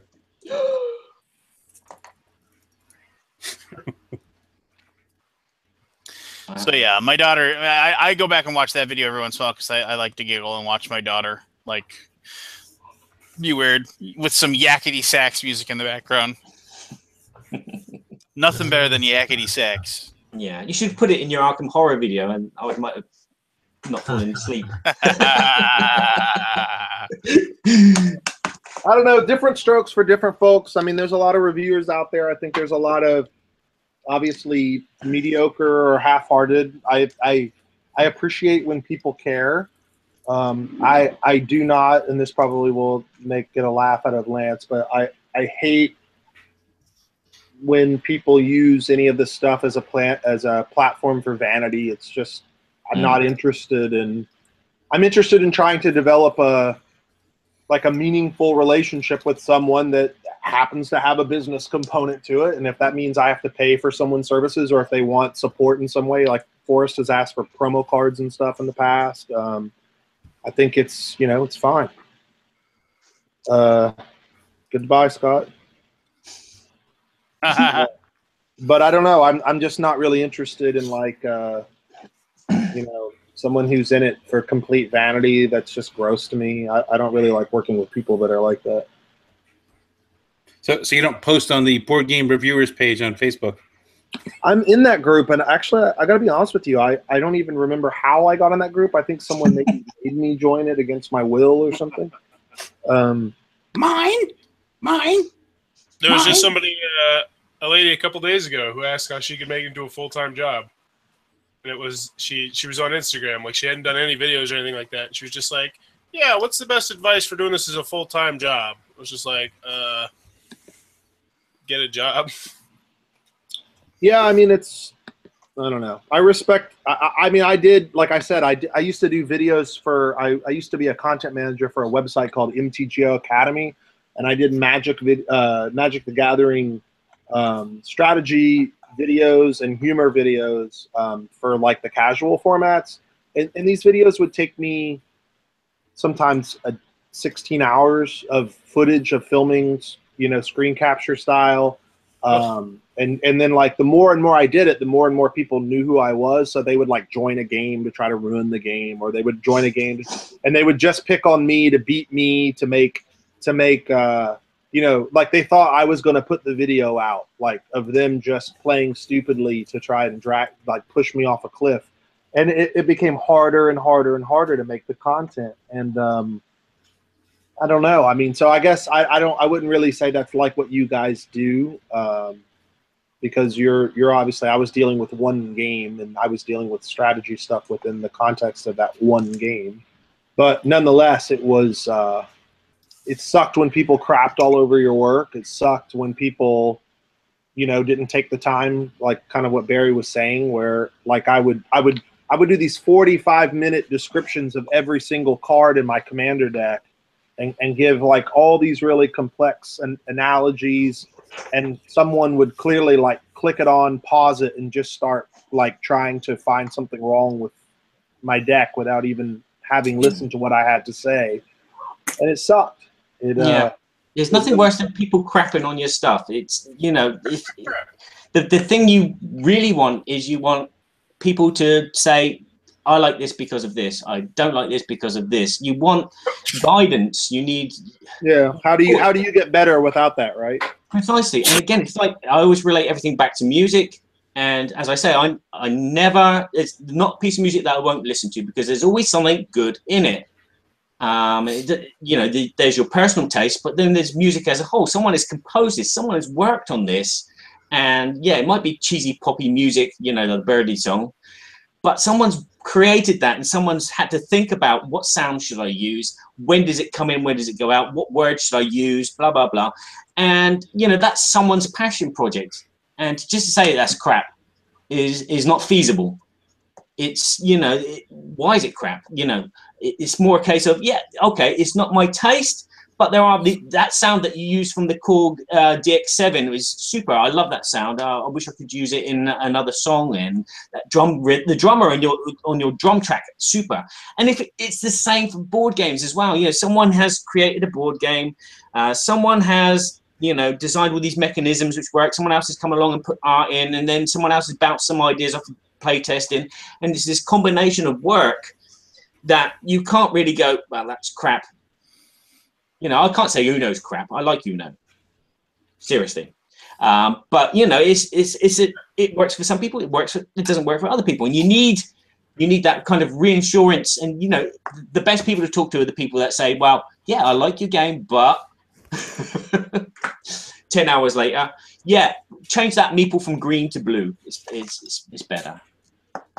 Yeah, like I said, it is helpful to hear the cons. It's nice as a publisher to have a direct relationship with the reviewer, so you can actually have candid conversation. You can hear about their experience. I mean, like, Rado is a really interesting guy to work with. Rado has seriously sussed out like every edge case situation in every game I've ever made. He'll be like, hey, so if I have this and that, and then this happens, and then I have this other thing, and I happen to have no resources when this happens, what does this card do? And I'm like, holy crap, I can't believe that happened in the game that he played. And it's because the guy really has a comprehensive, deep understanding of games. He comes across as this like bubbly kind of, you know, mad scientist type guy as he's playing the games and kind of frantically explaining them. But he has like a really, like a deep understanding of games. And like he sees things and he'll question them to make sure that he's not missing something. I mean, he'll often even offer you advice like, oh, you know, like maybe it would be cool if you did this. And it's like, well, it's a little late for that, isn't it? You're holding the prototype. But it's always nice to have that type of relationship with the reviewer. You know, that's the thing about once the game comes out for us, like when it comes out in retail, I don't have any control. And I rarely have anyone have any sort of a conversation with me about the game. They'll either have gotten it for free or they picked up a copy, and there's really no feeling of obligation or responsibility. It's just I have the game and I'm going to do what I want with it. And I'm not saying that that's wrong of the person, especially if they paid for it. They have absolutely every right. And even if we gave them a review copy, I mean, we gave them a review copy to do a review, and if they didn't happen to like the game and they feel that they should share their opinions about their negative experience, then I'm actually okay with that. But I think I quite prefer with Kickstarter, it's really different, right? Because it's from the inception, it's the onset, it's the very first step in the process, and because it's almost more of a concept at that point, right? It's not something that a lot of people have. It's something that, like, you or maybe a handful of people have had the opportunity to play. You really want that experience, you know, and so what they're saying. Obviously, if I'm going to put work into games, because I thought the game, you know, no nonsense journalism type thing where, well, I'm going to wipe my ass with this because I can. Like, not that you do that, but I don't want there to even feel like there's the possibility of that, because I want, you know, it's a very important phase. And God, when I first was starting out with stuff like Heroes Wanted, I mean, like when Joel said that our game was one of the worst games of 2015, it was like, honestly, top 10 low moments of my life. I mean, I put everything I had into that game. I didn't know if I was ever going to make another game again, and I was naive enough to think that him not liking the game was enough. It meant that no one liked the game. So it was like devastating, you know. But I love Joel now. I asked Joel to look at every game. But just to give you some insight as to how that might feel to a person who's a little less experienced, you know. They might not be able to hear the good things that you think or feel. They might only see the negative and take it to heart.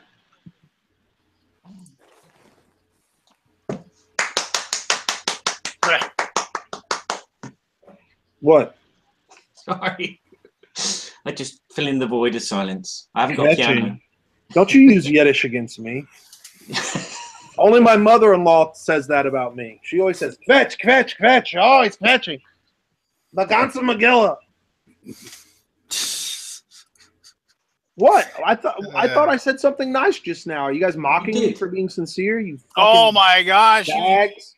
Well, by God, we can't say anything mean to Travis. His feelings might get hurt.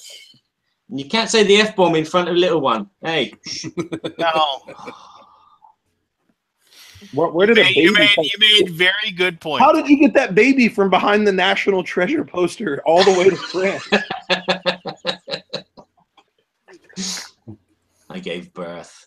I don't know, Forrest. What do you think about what I just said? Cheech wasn't paying attention. You broke off about halfway through and started like a robot for like a minute solid.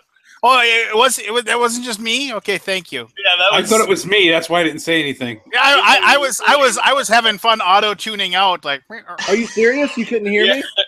For 30, 40 seconds there in the middle, it was just like you were doing a bad synth wave. That really sucks. I was trying to be very meaningful and sincere, and I was saying how you should explaining. Did you hear me talk about Joel in the review? Well, you can reread it. You've written it down. I can see the reflection in your glasses. So start again. We'll listen this time. Listen to Barry, you British prick.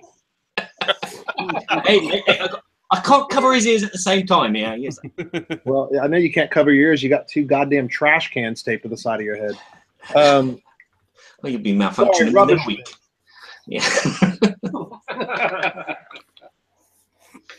I'm from My episode favorite 5. British thing is calling a Band-Aid a plaster. Well, Band-Aid's a group which do a song for charity every Christmas. So you got a plaster. A plaster, yeah. It covers over like what you put on the wall. You plaster your wall to cover over the bricks. I used to have this argument with my British girlfriends all the time. They go, "Oh, do you know a good place to get tacos?" And I go, "Tacos? No, tacos."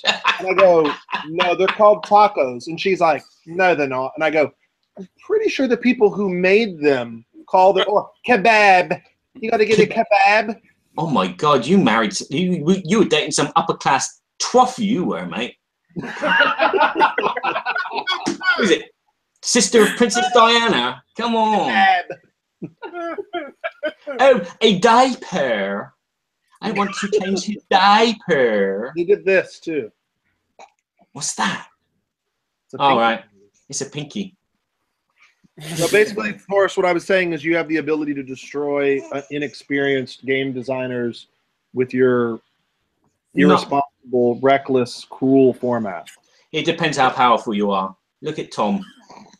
He's done that and got away with it. Yeah, but Forrest isn't Tom Vassell. Forrest is eating apples at midnight. He doesn't care about it. It's literally like he's eating an apple. If I ate an apple after midnight, I'd wake up in a diabetic coma. Yeah, but Forrest is honest. That's the thing. What is Anthony? Are you doing like porn? What's going on with your arm? No, my desk is my roll-up desk is right next to me now. So you get ready to show us your gams here in a minute? All right, I've been keeping these poor bastards awake forever over here. You guys obviously don't care what I have to say. I've been trying to think of a G.I. Joe bandana joke for the last 2 hours, and I can't come up with anything that's funny. This guy's been keeping me awake for the past 3 hours. So that baby is really cute. It looks. It's. Does it have a mouth? What? Yeah, it's in the pajamas. Sort of shoved down into its clothes, so I can't. Yes. I think if it looks cold, Lance send his bandana to keep the babies warm. That's what Lance needs to do. He needs to start a charity for bikers that donate bandanas to kids with alopecia all over the world. No, his charity's called Hell's Little Angels.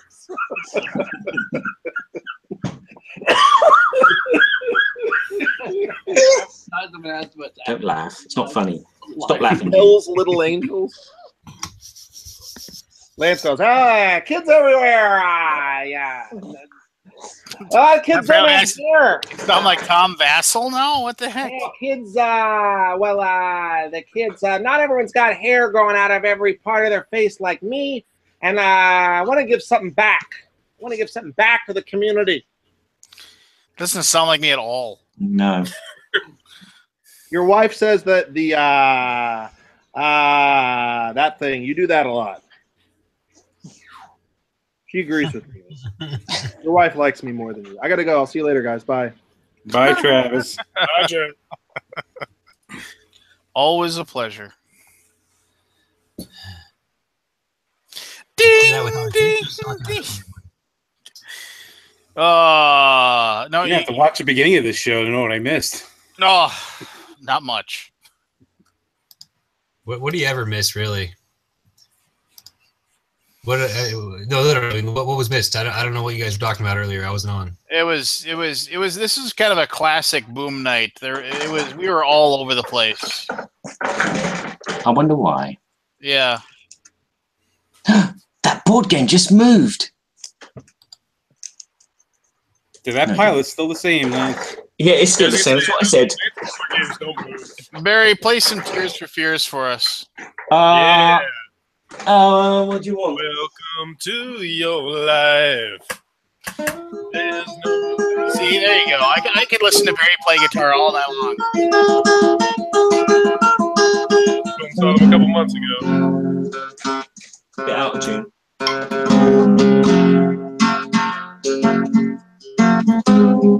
You won't get done for copyright, will you? Why aren't you singing there, Forrest, since you know all the words? We're hoping we get sued for copyright. I've been trying for 5 years to get a cease and desist letter from Zach Wilde. Still haven't gotten one yet. So I can put it on my wall and say, I have a cease and desist letter from Zach Wilde. It would be Zach Wilde's legal team, let's be fair. He'd have to sign it. My highlight of reviewing is, without a doubt, the Venga Boys, who I don't know if anybody knows them. They say, we like to party. They liked one of my board game related tweets, just completely out of nowhere. Frickin' Venga Boys, verified, liked it. And I was like, what? That doesn't make any sense at all, but that's amazing. Well, somehow I got liked by Dale Murphy. Oh yeah, that's pretty cool. Why I don't know, but Dale Murphy follows me on Twitter.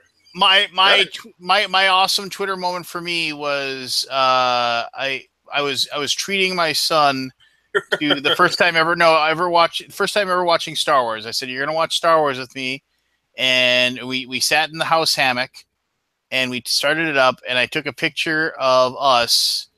Like I held it behind me, and I took a picture of us getting ready to, with our feet up in the hammock, and the Star Wars crawl started, and I said, I'm introducing my 5-year-old son to Star Wars, and 30 seconds later, David Prowse responds to me, enjoy.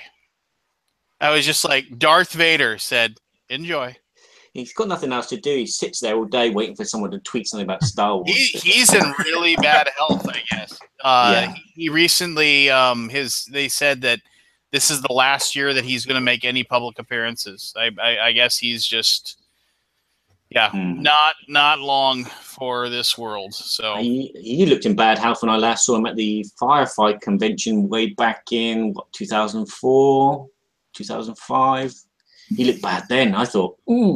I was just like, Darth Vader is telling me and my son to enjoy watching Star Wars. I was like, that is awesome. Yeah, that was pretty cool for me. I remember everybody's always like, what does David Prowse look like? Well, you can Google it or whatever, but just go watch Clockwork Orange. He's one of the guys that has to carry the guy in the wheelchair. Or there's a Green Cross Code Man advert that used to be in Britain way back in the 70s, 80s. I'm gonna guess that tracking down Clockwork Orange is gonna be easier than finding your random advertisement. I have the box set of the Green Box Daily. If you go watch Clockwork Orange, he's one of the two big beefy bodyguards that guy has, and he's the one wearing glasses. Yeah, but he actually speaks in the advert. You can hear his real voice. Does it sound as like? He was, I guess, supposedly when he didn't realize that he was gonna, because he actually spoke the words during the filming, and then they took his audio out and they replaced it with James Earl Jones. Apparently, he didn't know that they were going to do that with Star Wars. Like, he actually watched Star Wars and and then he found out that they had replaced his voice, and I guess he was kind of put out by the whole deal. Imagine that. Imagine going to like the premiere of the movie, and you're like, you walk in, you sit down, your character comes on the screen, you're like, yeah, this is gonna be awesome. Your family's there, and then it's someone else's voice, and you're like, son of a. Yeah, I'm guessing he heard it in the dailies or something instead. But yeah, that was. And then he actually, in Empire Strikes Back, he said he did not say I am your father. He said Obi-Wan killed your father. Yeah. And then because so nobody truly knew except for Lucas, James Earl Jones, and Hamill were the only three people that knew. So that was obvious. We all knew that Obi-Wan killed his father. Oh, there he is. Spoilers. Green Cross Code. Yes. No, and then the other, if you can see some of the the actual scenes or whatever with Chewbacca, Peter Mayhew actually is talking and he actually says what Chewbacca would be saying in the scenes, and so the actors are reacting to it, and there's this scene where Obi-Wan Obi-Wan approaches them both and talks to them or whatever, and then you see Chewbacca turn and look, and he's like, I think the old man's crazy, Han.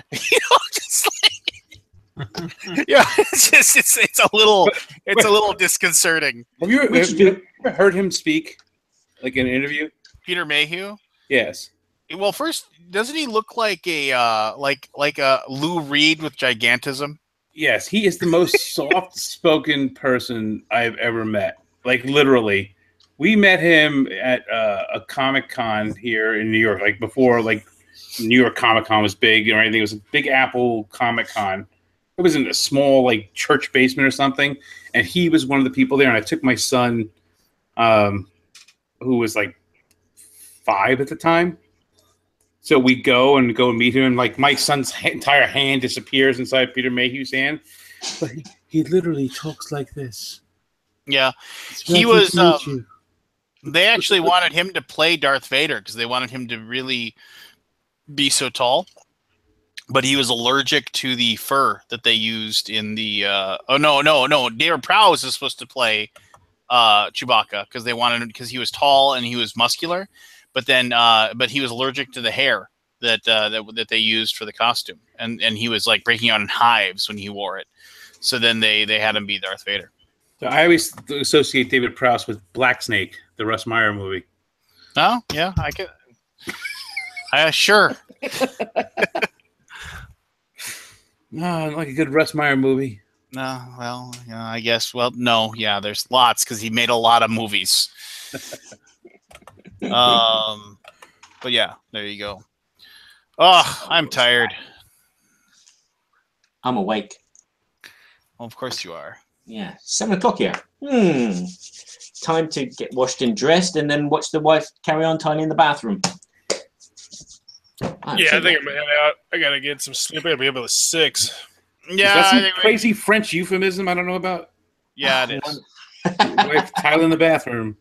Well, she tiles the bathroom while I work in here playing board games. That's the deal. That's what drives her dad nuts. You know, he comes around to help out doing the DIY around the house, and there I am with some friends sat around a table, you know, and we're out drinking coffee and we're rolling dice and everything. And he's all in his shirt, which is covered in plaster and paint and everything. And he walks past us to go upstairs into the bathroom with a big packet of towels. And he goes, "You working hard, Barry?" And I go, "Yeah, I am." He's like struggling. He's like this really overweight, you know, poor health chap, and he's struggling with this box of tiles upstairs to take into the bathroom to tile the bathroom with. And it's just funny that way, you know. I should quit. I'm going to quit reviewing because nobody laughs at me. All right. No. Well, everybody, thanks for being part of it. For those of you who sat through this, sorry. Did you guys talk at all about the unicorns and the new exploding kittens or whatever? No. Unicorn. No, I sure didn't. No, we did talk about the Teen Titans Go in Lego Dimension. Shh. I think it's time to go to bed. All right. It was good to see you, Anthony. Hang out just for a little bit. I wanted to blather at you real quick. Oh, of course. All right. Good night, everybody. Good night. Good night.